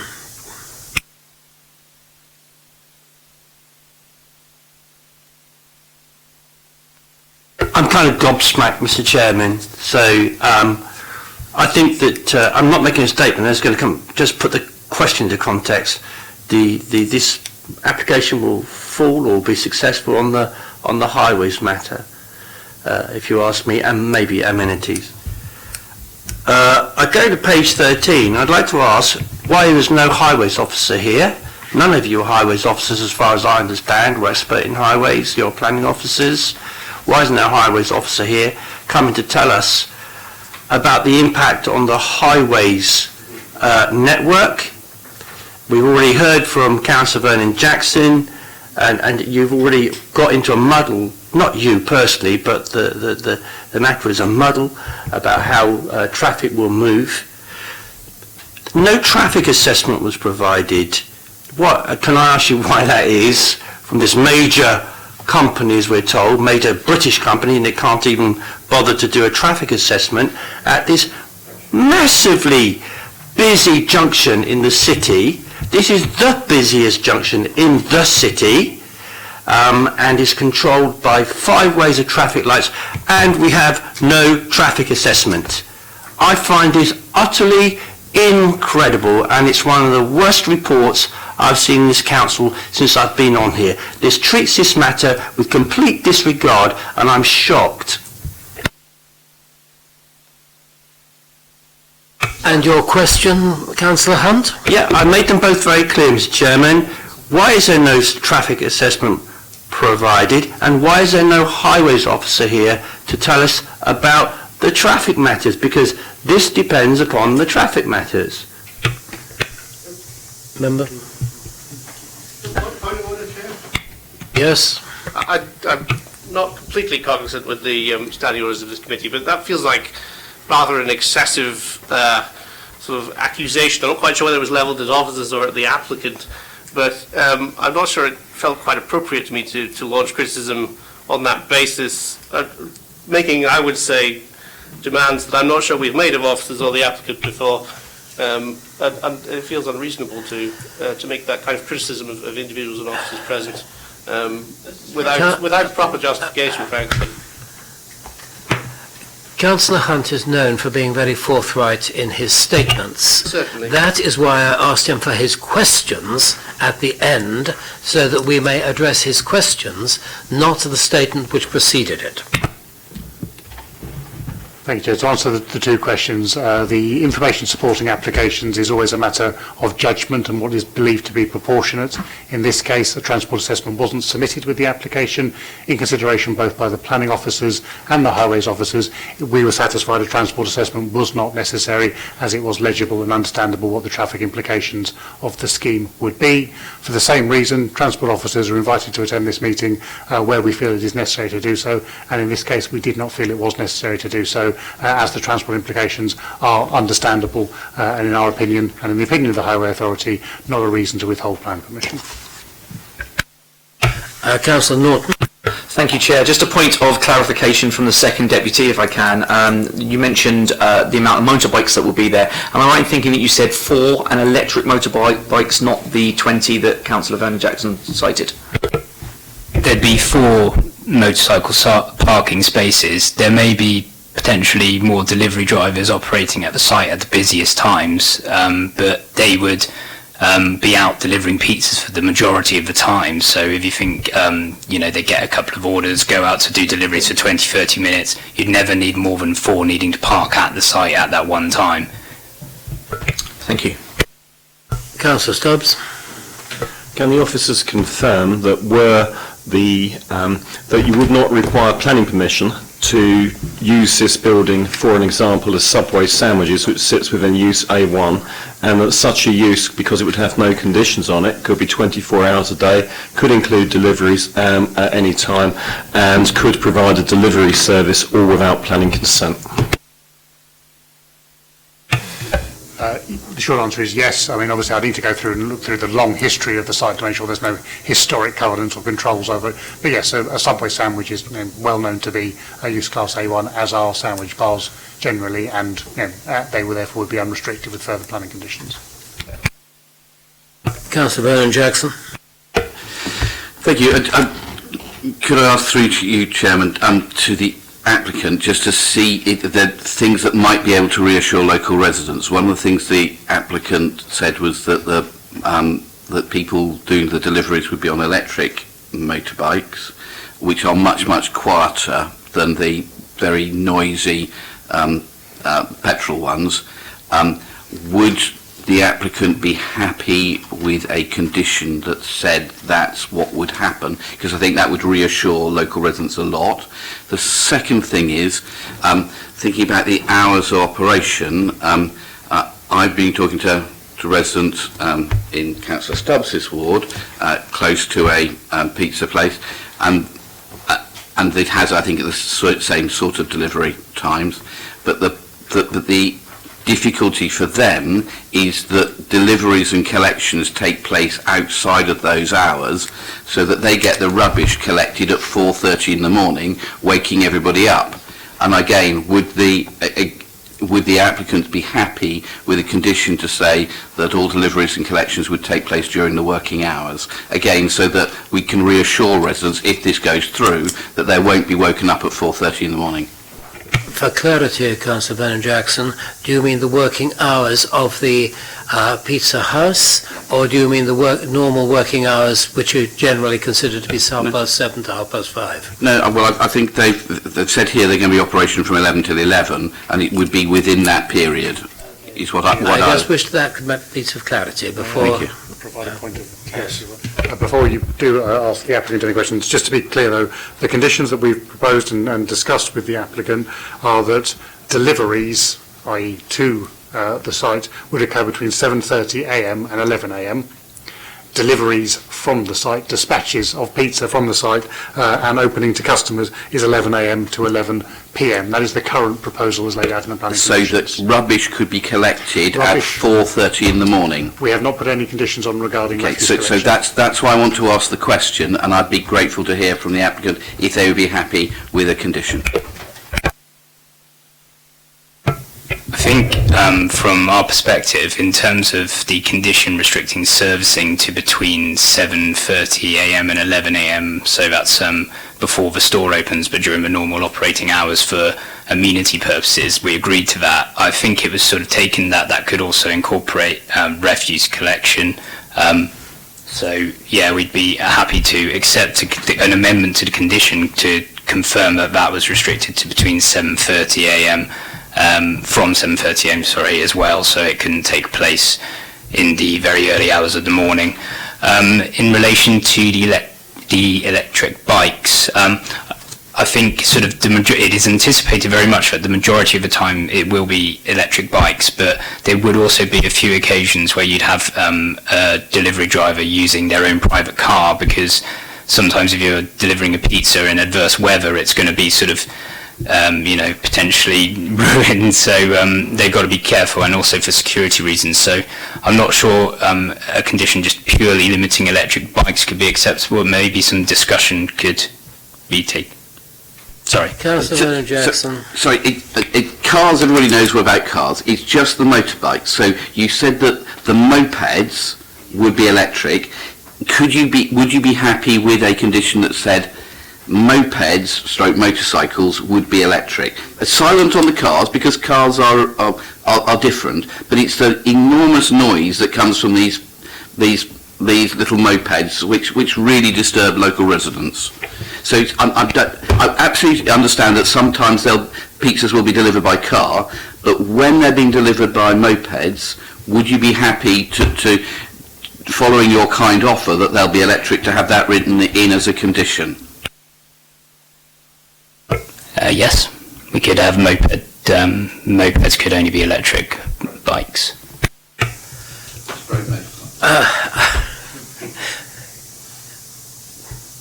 Other questions from members? Is this a question or another diatribe? Okay, comment. Comments? Councillor Hunt wishes to make a comment. Councillor Norton, Councillor Stubbs, Councillor Vernon Jackson, Councillor Smythe. I think I've got it in the right order. Yeah, thank you. So I'm pretty horrified by this on the highways grounds, and I make no apology to anyone for being forthright about my views. Thank goodness there are councillors who are forthright and speak up on these sorts of matters. I'm glad this has come before us, because it taught me something that I was not aware of. So, and about this particular building, I fully accept it could be an A1 and sandwiches and whatnot.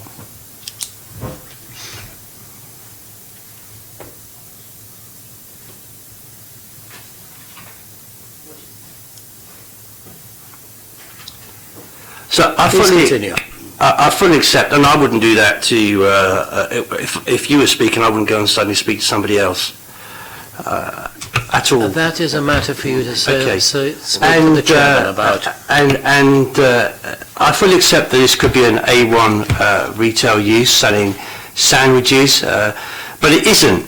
The application today is about a hot food takeaway.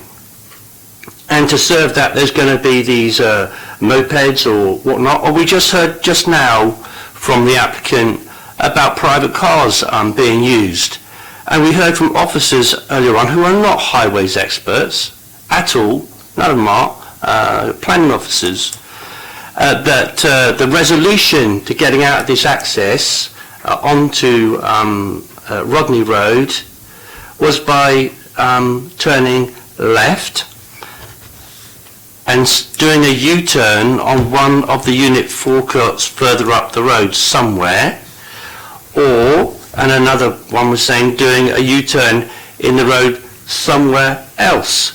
So if this were to go through, what the City Council, what the local planning authority is saying, is that we're just going to make traffic conditions here, which are difficult at peak time. We're going to have mopeds, electric mopeds, or private cars doing U-turns in the road to make this business viable. And I don't think that's right. I would be more comforted if there was some kind of highways, some kind of traffic assessment here, but there isn't. And I feel I'm being railroaded. I feel that this is a very lightweight report. I feel as though I'm being forced into making a decision based on facts that I don't know about. I know what I know about that road, but I would like a highways officer here come and tell me why they think that the industry recognised threshold which additional traffic movements must breach before they become a material consideration in the assessment of a planning application, 30 additional movements in the peak hour. There is nothing in that paragraph at all. There's no evidence whatsoever about how many traffic movements there will be in relation to this particular business. Nobody's been able to come here and tell me about that. There's no evidence. This is pure speculation about what may or may not happen at that business. There's no evidence, not one line of that is evidence. It's just speculation about traffic movements. frankly, if you only sell 30 pizzas in an hour from that place, I don't suppose it'll be terribly successful.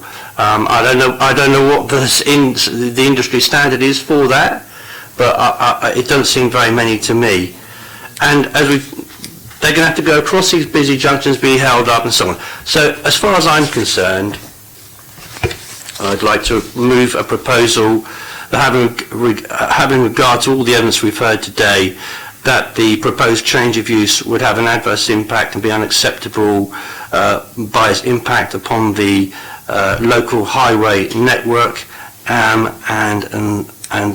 therefore should be rejected. I think also that there would be an adverse impact on the amenities of the people living nearby in Alveston Road by way of increased traffic movements, noise and smells. You are proposing, therefore, the rejection of the officer's recommendation, I am correct? Yes. Is there anybody who would immediately wish to second that, or we'll see how it goes? Okay, Councillor Norton.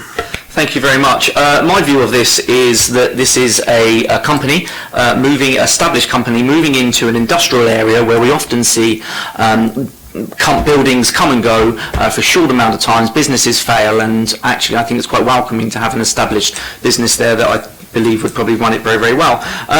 It does concern me that we were moving off onto this idea of healthy living and what have you there, because I would consider myself to be quite unhealthy, but that's not the council's fault nor the government's fault. It's my fault for eating unhealthy food, and I think it's vaguely insulting that we start to suggest what people should and shouldn't eat. On top of that, when we look at this idea of teenagers, I don't see this as dangerous to teenagers. I see it as 25 additional jobs, and if I'm honest, what would be quite nice here would be a seating area so that it would give teenagers somewhere to go and hang out. I see very little evidence of investing in activities for young people across this city and community centres, so I think turning around where do teenagers go? However, all of this moves away from material planning grounds, and fundamentally I can't see any material reason as to why this wouldn't be approved today, so I'm happy to propose approval.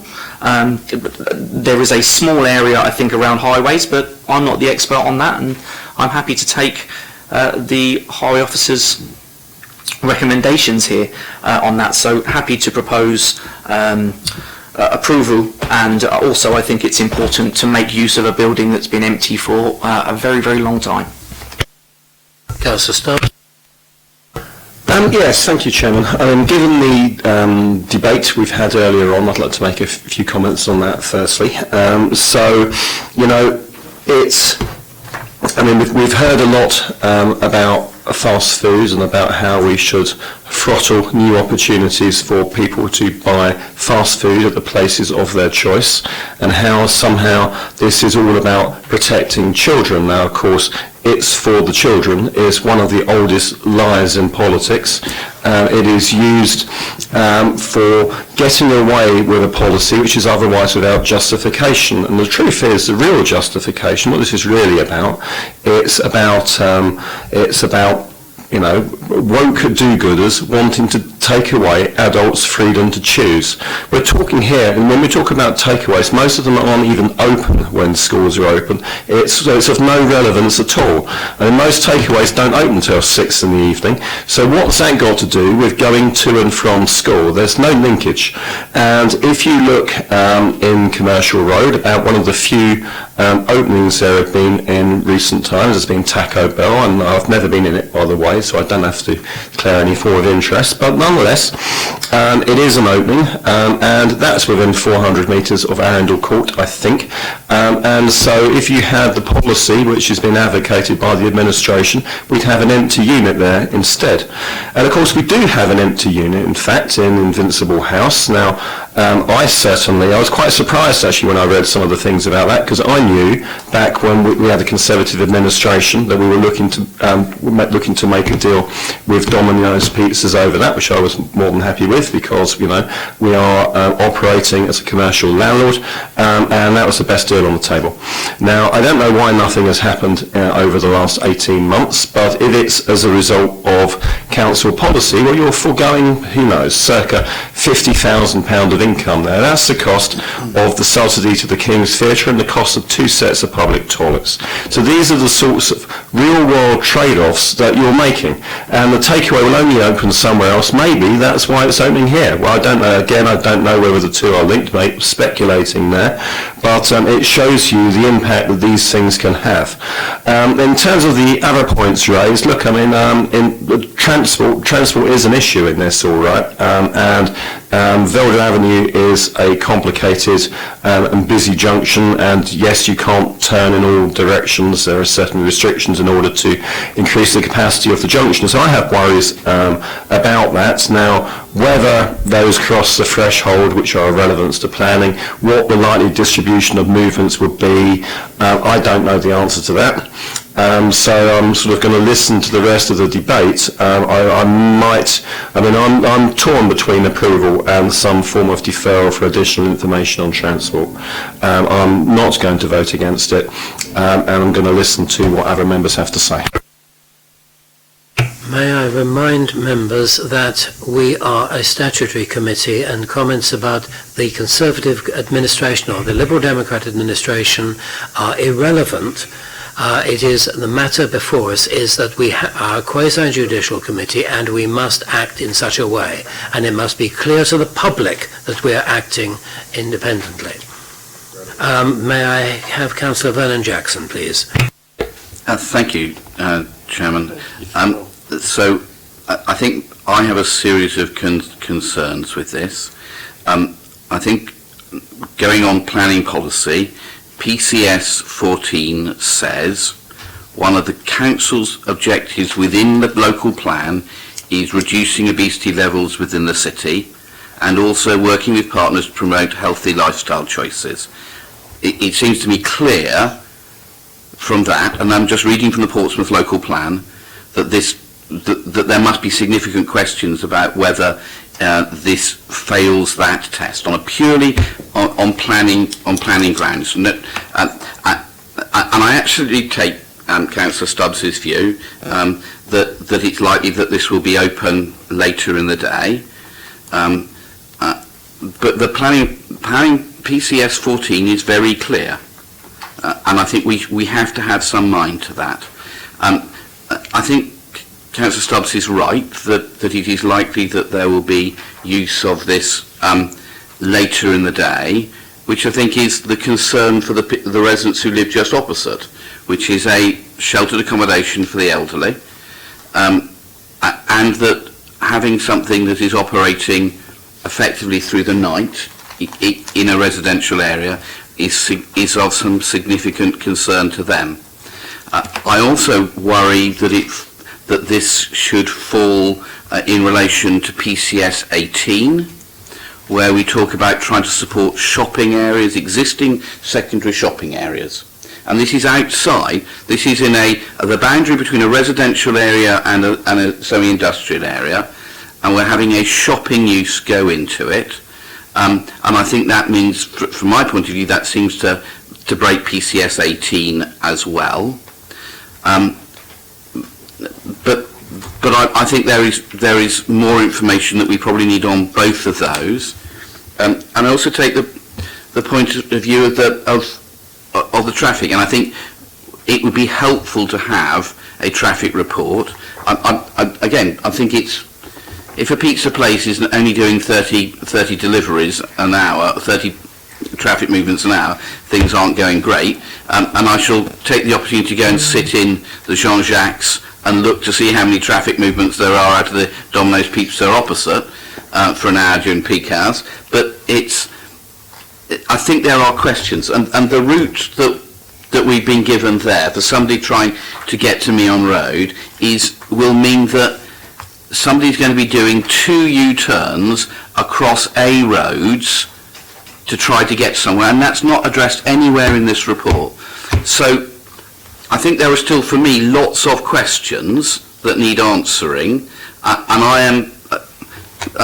I'm always happy to have an open mind on these things, and that's why I think I would prefer to ask for a deferral of this to get some more information, both on the traffic and on PCS 14 and 18, so that we can have an overall look at this.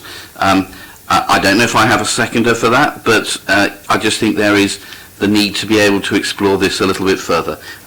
This is not a final issue, as I understand.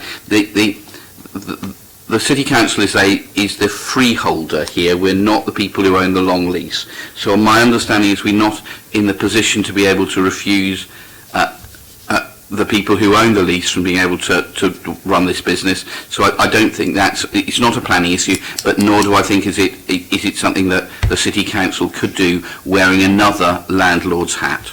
So I don't know if there's if there's anybody to second a deferral, but that's what I would go for more information.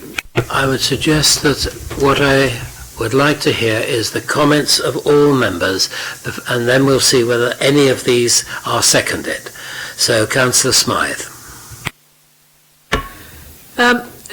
Chairman, my concern remains about our policies to reduce obesity by limiting any developments of new fast food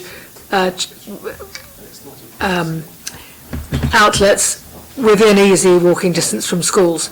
However, we've already got a planning application here for a tea shop, and therefore this, which is probably equally bad in terms of obesity for those children, and at the time of giving that planning application, when we did discuss exhaustively all these highways issues and other things, we weren't quite so minded about those new planning policies that had recently been brought out by this government to reduce obesity in schools. So I'm minded and to either accept this application, because I don't think we would be able to stand there and say one equivalent to fast food outlet is as bad as another one, and we have already the precedent of a planning application here. So I'm in the same boat of thinking I would like a bit more time to investigate the fast food issue, although I think because of the precedent of having the planning application here, it's not the site in which to do it, or approving it. But I'd also like to ask that the Planning Committee could have a briefing on these new planning regulations, because I think that if we are serious about protecting children from eating too much fast food, we need to understand a bit more about those regulations and how we're going to reinforce them in our local plan, and indeed how we're going to support the Health and Wellbeing Board in its ambitions around Arundel Court School, because I don't want to be testing that bit of new legislation on this particular application.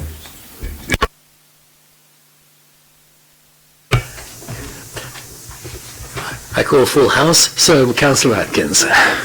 Just as everyone has commented, I'll give my views on the application. I would prefer to take it back away from the kind of the wider policy environment to the application itself, and I just think if we take the issues raised in turn, so we don't currently have any policy in our planning application that would just in our planning policies that I'm aware of that would justify us rejecting this on the health grounds. Is how I do it. So I think it would be unfair to the applicants to sort of come up with one on the fly during the course of this committee. I think that's not a reasonable way for the committee to behave. In terms of highways, and I think it's perfectly reasonable for the office to take the approach that we have to assume that people obey highways law. Okay, that may not be the reality. If you were going to drive to Meon Road, in my opinion, you'd turn left out of there, you would go down through the Pompey Centre, and you'd come back out to Milton Road that way. So you'd simply go round the block, rather than making a very difficult U-turn in this direction. Or you might consider, I don't know if there's some way you can wriggle through up through Alloway Avenue itself, but I don't actually personally see any necessity of making a difficult U-turn. I personally think it would be quicker just to drive through the Poppy Centre and back round. So I don't personally think that level of sort of specific discussion is helpful. I think we have a highways recommendation, which is that there is no highways issue here. I said there's a possibility that a pizza restaurant might have higher than 30 traffic movements an hour, but only in its very peak periods. I mean, if you think, if people are buying a single pizza, that's still cooking a pizza every 2 minutes. If people are buying multiple pizzas, then we're talking about potentially hundreds of pizzas an hour. And I think that's very high volume. So I'm not sure that it's unreasonable to reach a conclusion that this is not going to generate more than 30 movements an hour. So I actually think on highways grounds, we should follow the expert advice we have from our officer who does know, and okay, they're not here, but they have on paper given a clear view, so clear in fact they didn't feel they needed to be here to justify it, that actually there aren't highways implications. And then if we take the final, what I think major objection, though I don't think there are any grounds that have actually emerged to support this, there are clearly residents who live opposite on the other side of the road who will feel that a pizza restaurant nearby will affect their amenity and quality of life, and they don't particularly want one there. And I fully recognise that, and I recognise the legitimacy of that concern.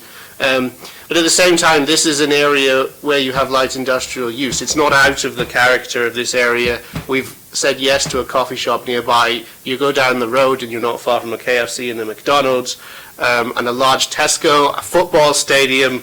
If we're talking about things that cause noise, smells and sounds, this is not an area where I think we can claim that it's sort of going to be a huge extra impact. So in my opinion, in looking at this application as it stands, I have concerns about whether or not there should be flats above it, which I think potentially is moving the residential into an area which is not appropriate, but that's not relevant to this application. For this application, going through those reasons one by one, I can't find grounds for refusal, and so I would second Councillor Norton's proposing of the officer's report.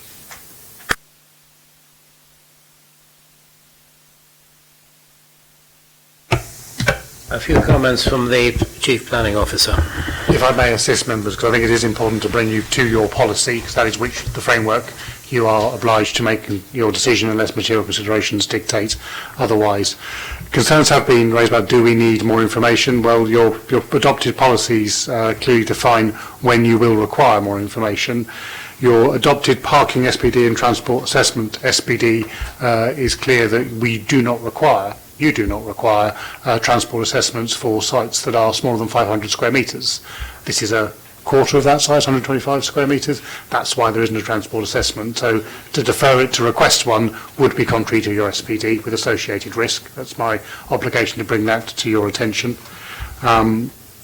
Similarly, I think it's worth noting in respect of the concerns raised about PCS 18 is by providing a retail activity here harmful to other local centres.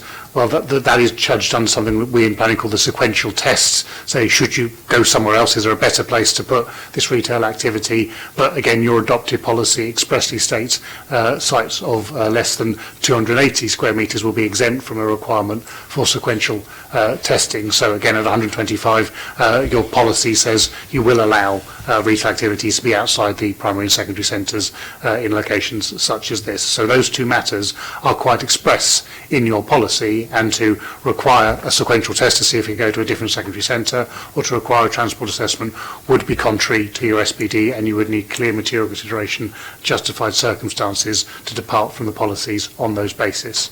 As we laid out in the report, officers have given the clear indication of why we believe there is insufficient harm associated with these matters. All the points you've made, including the issue around healthy lifestyles, are material and relevant, and as always, it is for you to balance those matters against each other. But I'm obliged to advise you of the risk of directly departing from the quantitative policies where you have adopted policy to define when you will request certain evidence, because you are obliged to act proportionally and reasonably in your decision making. Right, we have three issues. Sorry, you wish to say something, Councillor Bernard Jackson? Well, thank you. I think that's very helpful, Ian. And clearly we might need to again relook at the policies, but and you haven't addressed PCS 14, but it would seem to me, I was hoping that we might be able to go for a deferral here to look at it again, but I think your advice is we shouldn't, so in which case I'm happy to second the proposal for rejection of this application. on the grounds of breaking PCS 14 and PCS 23 amenity.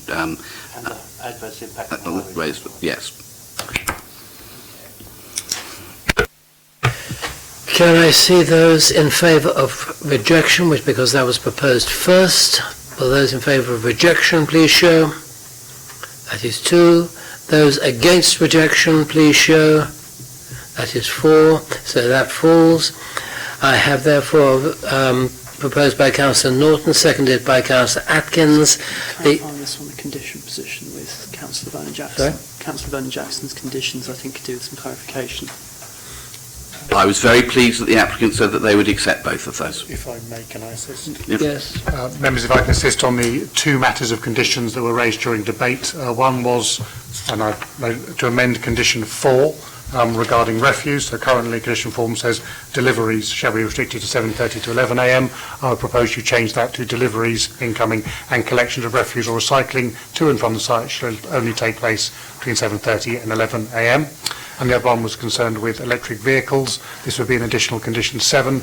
The wording I'll be recommending to you is that any deliveries dispatched to customers from the site that are undertaken by motorcycle or moped shall be restricted to the use of electric vehicles only. For the avoidance of doubt, this restriction does not apply to motor cars, and the reason for that additional condition is, of course, to protect the amenities of the occupiers of nearby properties in accordance with PCS 23.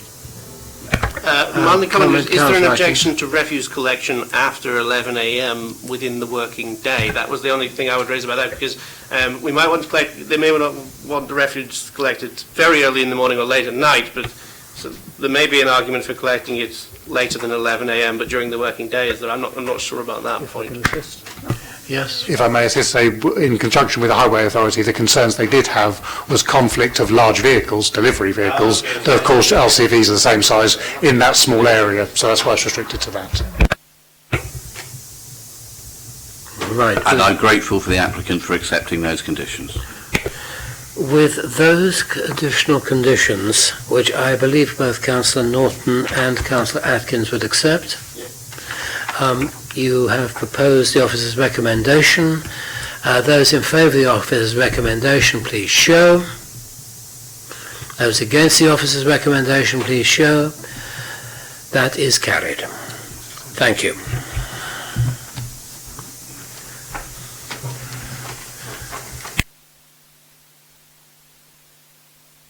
We now come to the final item on the agenda, which is an update on the nitrate situation. I would remind members that this is an ongoing situation and we are getting a report as of today. Thank you. So the officers continue to progress with the reduction of an interim mitigation strategy in line with that which I outlined to you 2 meetings ago and Mr Manley outlined for the last meeting. This obviously is requiring close liaison with Natural England as the national body required for a consultation on appropriate assessments. We now have a number of sites that are capable of coming forward, if you will, as case studies to utilise either the same methodology as our interim strategy or methodologies of off-siting nitrate mitigation through third-party land.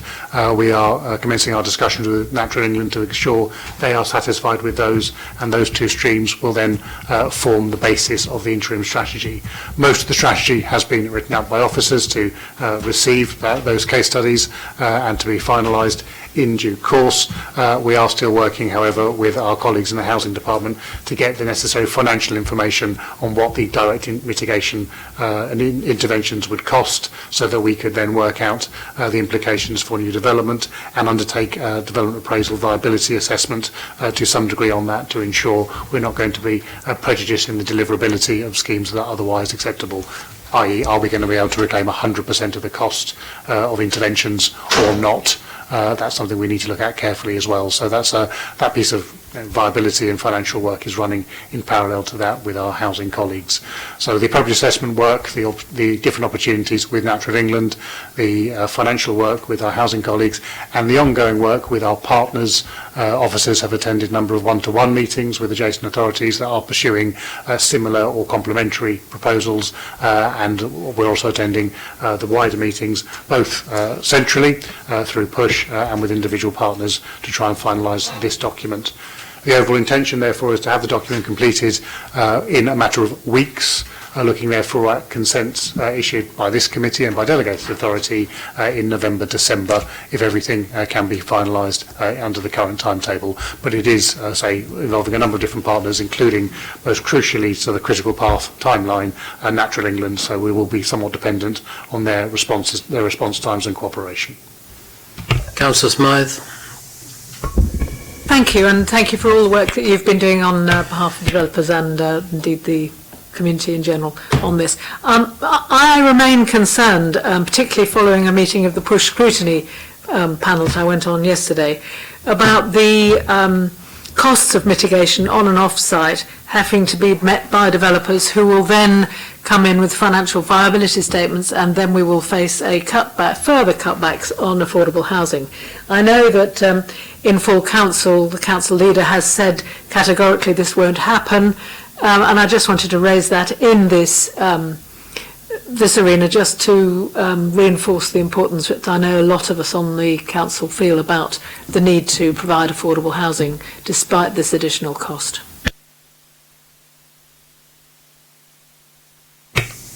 Councillor Vernon Jackson, you had a question? Councillor Norton was in front of me. Councillor Atkins. Well, okay, series of questions. When will we be able to be having planning committees to look at residential planning applications?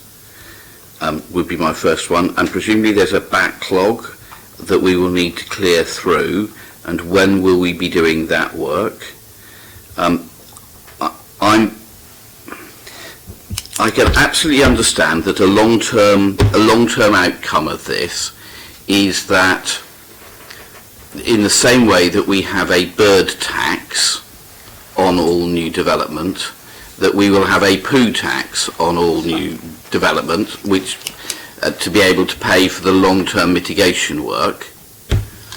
But I'm not sure that I understand the rationale for getting developers to pay for the work that housing were already doing to the properties that they hold, because I think Judith is correct that anything that mitigates against getting social housing through Section 106 and things like that, we should look at very, very carefully.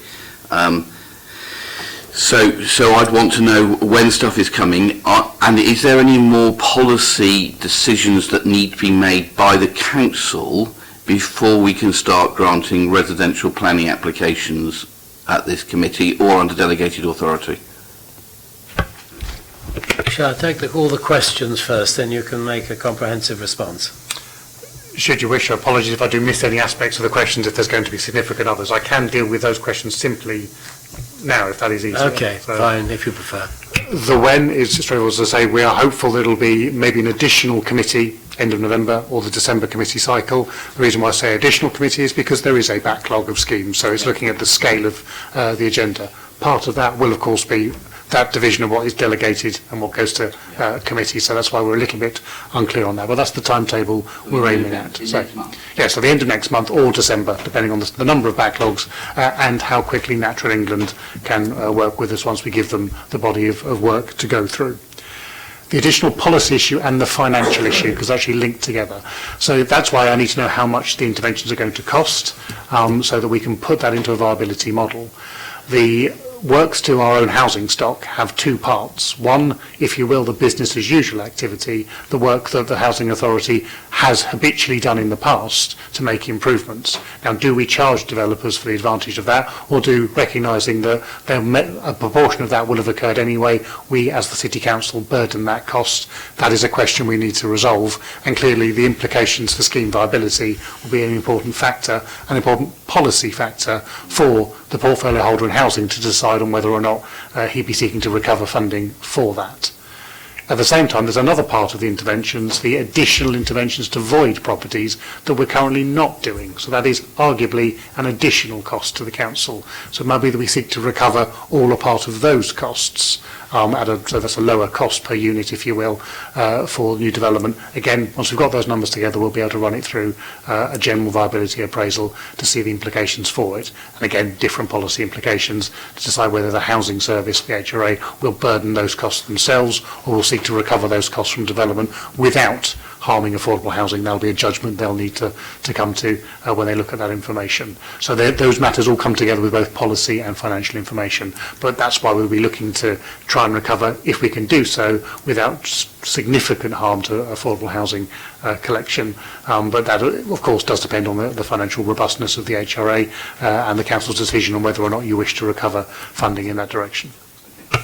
Before you, I know you've got to go, Councillor Stubbs. Your question? Well, it's more or less been covered. I was just going to really make the point that I, as a member of this committee, don't really like committee meetings to go on for more than about 5 hours. And therefore, if that is what would happen, I'd sooner chop back and have additional meetings. And just wanted to get some idea of whether the rest of the committee agrees with that. Yeah. Right. Councillor Norton? My question is on the work-life balance and the workload of officers, really. We are confident that we have the capacity to deal with this backlog, and it's not going to put an unmanageable workload on officers. And I've got the second part to that question as well, really, is just about quality assurance and that applicants that are applying during when the gates open are going to get the same diligence that they would if they were to apply at any other time. So, well, of course, the vast majority of cases we're talking about are already with the council and have been with the council for some time, because this matter was introduced in the 11th hour, some for the 2nd hour, some for the 11th hour throughout. So that's the same amount of work for officers, and in effect a lot of sites, a lot of officers' work is sitting there 99% complete, waiting for the nitrate question. So there is little additional work. Obviously, there is a possibility, I'll say no more than that, that some applications that could have been made this summer have not been made by applicants.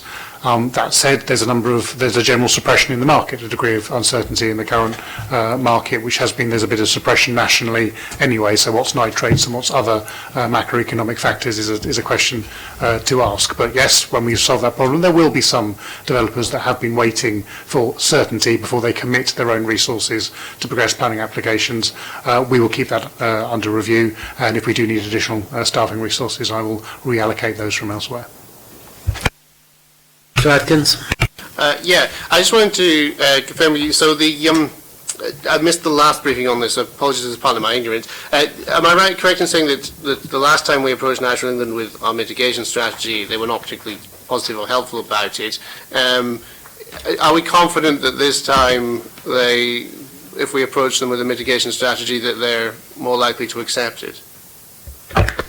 I don't believe they've been specifically resistant. They've produced methodology calculations themselves to assist that for off-siting issues, and the general principle of using reduction of water usage to offset new growth is something we've already tested with them at the Kingston Prison site. So they are in principle accepted to the high-level principles of what's in the strategy. It's just drilling it down to an applicable overriding strategy that we can use across Portsmouth is the piece of work that we need to do.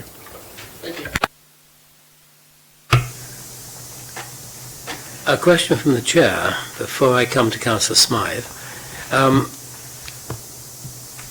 Do you expect that we will be able to deal in short measure with the backlog? Because there are a large number of them there, and we only will have a limited amount of mitigation.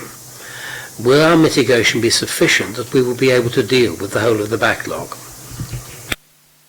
So part of the work we're doing is ensuring that we can put the supply of nitrate credit against demand. The current calculations are, yes, we can. It's not the backlog I'm not unduly concerned about at all. It's looking forward at both PCC development and other commercial and private sector development in the next 2 to 3 years. Again, where we are at the moment is suggesting there is sufficient capacity for 2 or 3 years of delivery. It's whether that has to be shortened or whether that goes out. That largely will depend on how the development industry responds, providing their own mitigation. And we're already in discussion with some developers and some alternatives for providing non-PCC nitrate bank mitigation, and we would expect developers to have explored those routes as part of our strategy. So that will dictate the overall issue. But scale of provision versus backlog, i.e. what we have currently on the books, we are confident we can manage that. Councillor Smythe. This is really, thank you for explaining in answer to my previous question about the effect on affordable housing.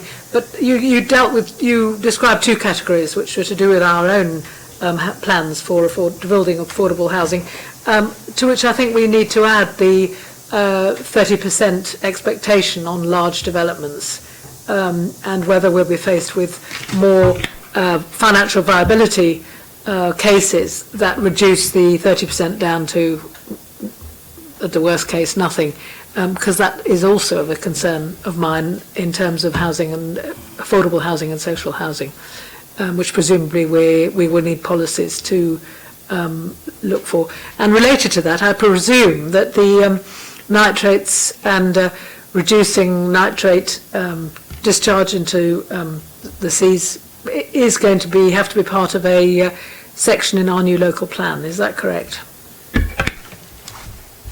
Taking in reverse, yes, absolutely. We obviously need to ensure, as part of our local plan, it has to go through a habitats regulation assessment, so we'll have to demonstrate that there is no significant adverse or likely adverse effect to the habitats, and therefore we'll need a mitigation strategy if the matter cannot be resolved by an alternative method. An alternative method obviously would be looking at the wastewater treatment works or something under the Water Management Act rather than the Town and Country Planning Act, for example.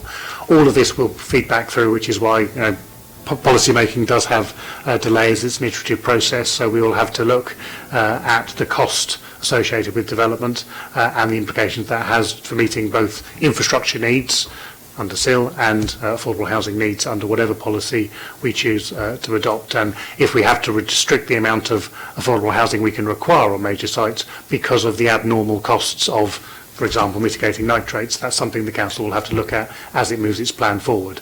That said, I'm not unduly concerned that that's likely to occur, because obviously it'll be done in a forward planned and predicted way, so those costs should be able to be passed on to landowners rather than having direct development costs. Government has put a lot of attention into standardising viability methodologies, which should help resolve or reduce the number of viability challenges that we do get, and there are a number of other longer term strategies in there that may move away from actual direct costs to softer measures, if you will, to resolve this matter in the medium and long term.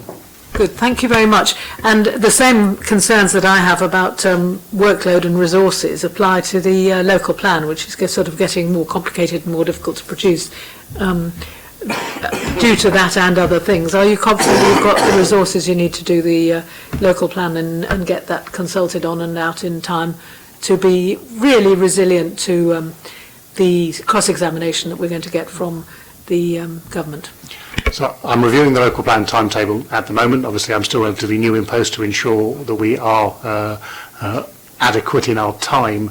I would suggest, however, though, that often resource is not the major constraint. A lot of local plan work is relatively iterative. We can't do our local plan viability appraisal, for example, until we know how we're going to burden development, and our HRA, our habitat regulation assessment, will tell us whether there's an additional a poo tax as well as a bird tax to go into the viability appraisal. So I can throw 1,000 officers at it. I still can't do one until I've had the other. So I'm at the moment going through the local development scheme and looking at whether we have allowed sufficient time for each key milestone so that they can have a robust and iterative process informed by SA and HRA throughout it. There may be, I'll happily acknowledge now, some slippage on the currently published scheme, because I believe there is some work to do to ensure that we are robust in providing that, but I'll be providing that information to members at the earliest opportunity. will allow sufficient opportunity for meaningful public consultation? Because I know that there is, from my conversations on the doorstep and in other places, and I'm sure other councillors would have had the same, there is much more concern and interest in the environmental impact of the local plan than there was, and a lot of people out there, whilst being aware of the sort of online opportunities there have been, not feeling satisfied that there's sufficient consultation, and that would take resources. Yes, the consultation is one of the things where there is a very direct financial implication. The current local development scheme does anticipate quite a large number of consultations, twice the statutory minimum. We'll have to look at whether we do want all of those consultations. Currently, I'm not proposing anything different to that because that's obviously what members have previously endorsed, but there would be at least 2 more formal rounds of consultation prior to submission of the plan, so there will be more than adequate consultation opportunities for local residents and groups. Councillor Vernon Jackson, you had a question. Well, I'd be very interested to know, having talked to one other manager in the council recently who was trying to go and act to recruit, but without expectation that there would be suitably qualified applicants. And my sister has just been elected into a rural council in Devon where they've got 7 vacancies for planning officers. What's the market like? And I know we have shortages of them, but are there lots of itinerant planning officers waiting to be employed, or are we in a tough market? We are in a very tough market. We have a number of vacancies, management vacancies in the planning department that we're working to fill, including acting staff up at the moment. As I say, I don't believe the local plan will be fundamentally delayed by the vacancies. It is an impact, undeniably, that if I don't have a local plans manager, and I currently don't, I have interim staff acting up, that does limit the ability to do the work, but because local plans are iterative, that is not the driving factor for the delay. It's actually the process itself of plan making which sets the key milestones. That said, I'll take this opportunity to say it is a very tough market. I will need to ensure you have provided adequate resources to recruit staff, because there are not, I was going to say any planners out there looking for work below around 150,000 a year. So if we're going to want someone, we're going to have to make sure we are being competitive in the local market to attract the appropriate talent. Councillor Hunt. Yeah, thank you very much indeed for everything that all of you are doing. But I'm just wondering, is it not possible to issue the planning consent, but to put a condition on that people don't occupy the properties until, is that not possible? Well, there's 2 grounds. One, I would be advising it wouldn't satisfy the legal tests, because obviously you have to have a degree of certainty that such gramping conditions, that would prevent it, are capable of being fulfilled. And until we have a strategy in place, we will indeed imposing such conditions under this strategy, because there is a route path through to how the matter could be resolved. We wouldn't be able to simply impose a condition unknowing to the overall resolution. One of our neighbouring authorities has recently attempted to do that, and the planning inspector has thrown it out on his ear. So we've got that clear guidance. So it is always a challenge to find those issues. Also, the development industry won't react to that. They won't make applications and progress schemes with that degree of uncertainty. So we've got both the regulatory aspect and the market aspects to factor in. I've had feedback from developers that gramping conditions like that make it impossible for them to be able to borrow the money to do the development, so they don't want it. It's not a route they favour. Councillor Atkins, and then I'm going to draw this to a close. Just a final query. The mitigation strategies, by the sound of it, on your earlier comments, are still covering sort of a 2 to 3 year period and are not going to be indefinitely available. It is potentially therefore the case also then, is it, that we don't want our mitigation strategies to be too attractive to developers in terms of costs relative to their own mitigation strategies, and perhaps actually we need to be careful, although we need to be careful about affordable housing, that we don't make using our mitigation more attractive than coming up with their own, if that's going to be a longer term solution. The short answer is yes. We're very cognizant of that. It's a complex matter, which is why I'm not saying you're going to have this strategy by the end of October. It will take a while, and discussions with Natural England and other partners to ensure it finds that balance to deliver what we need now, doesn't prejudice future good plan making and good decision making, and is viable for schemes overall. Right, I think that draws the entertainment for this afternoon to a conclusion. Thank you very much, members.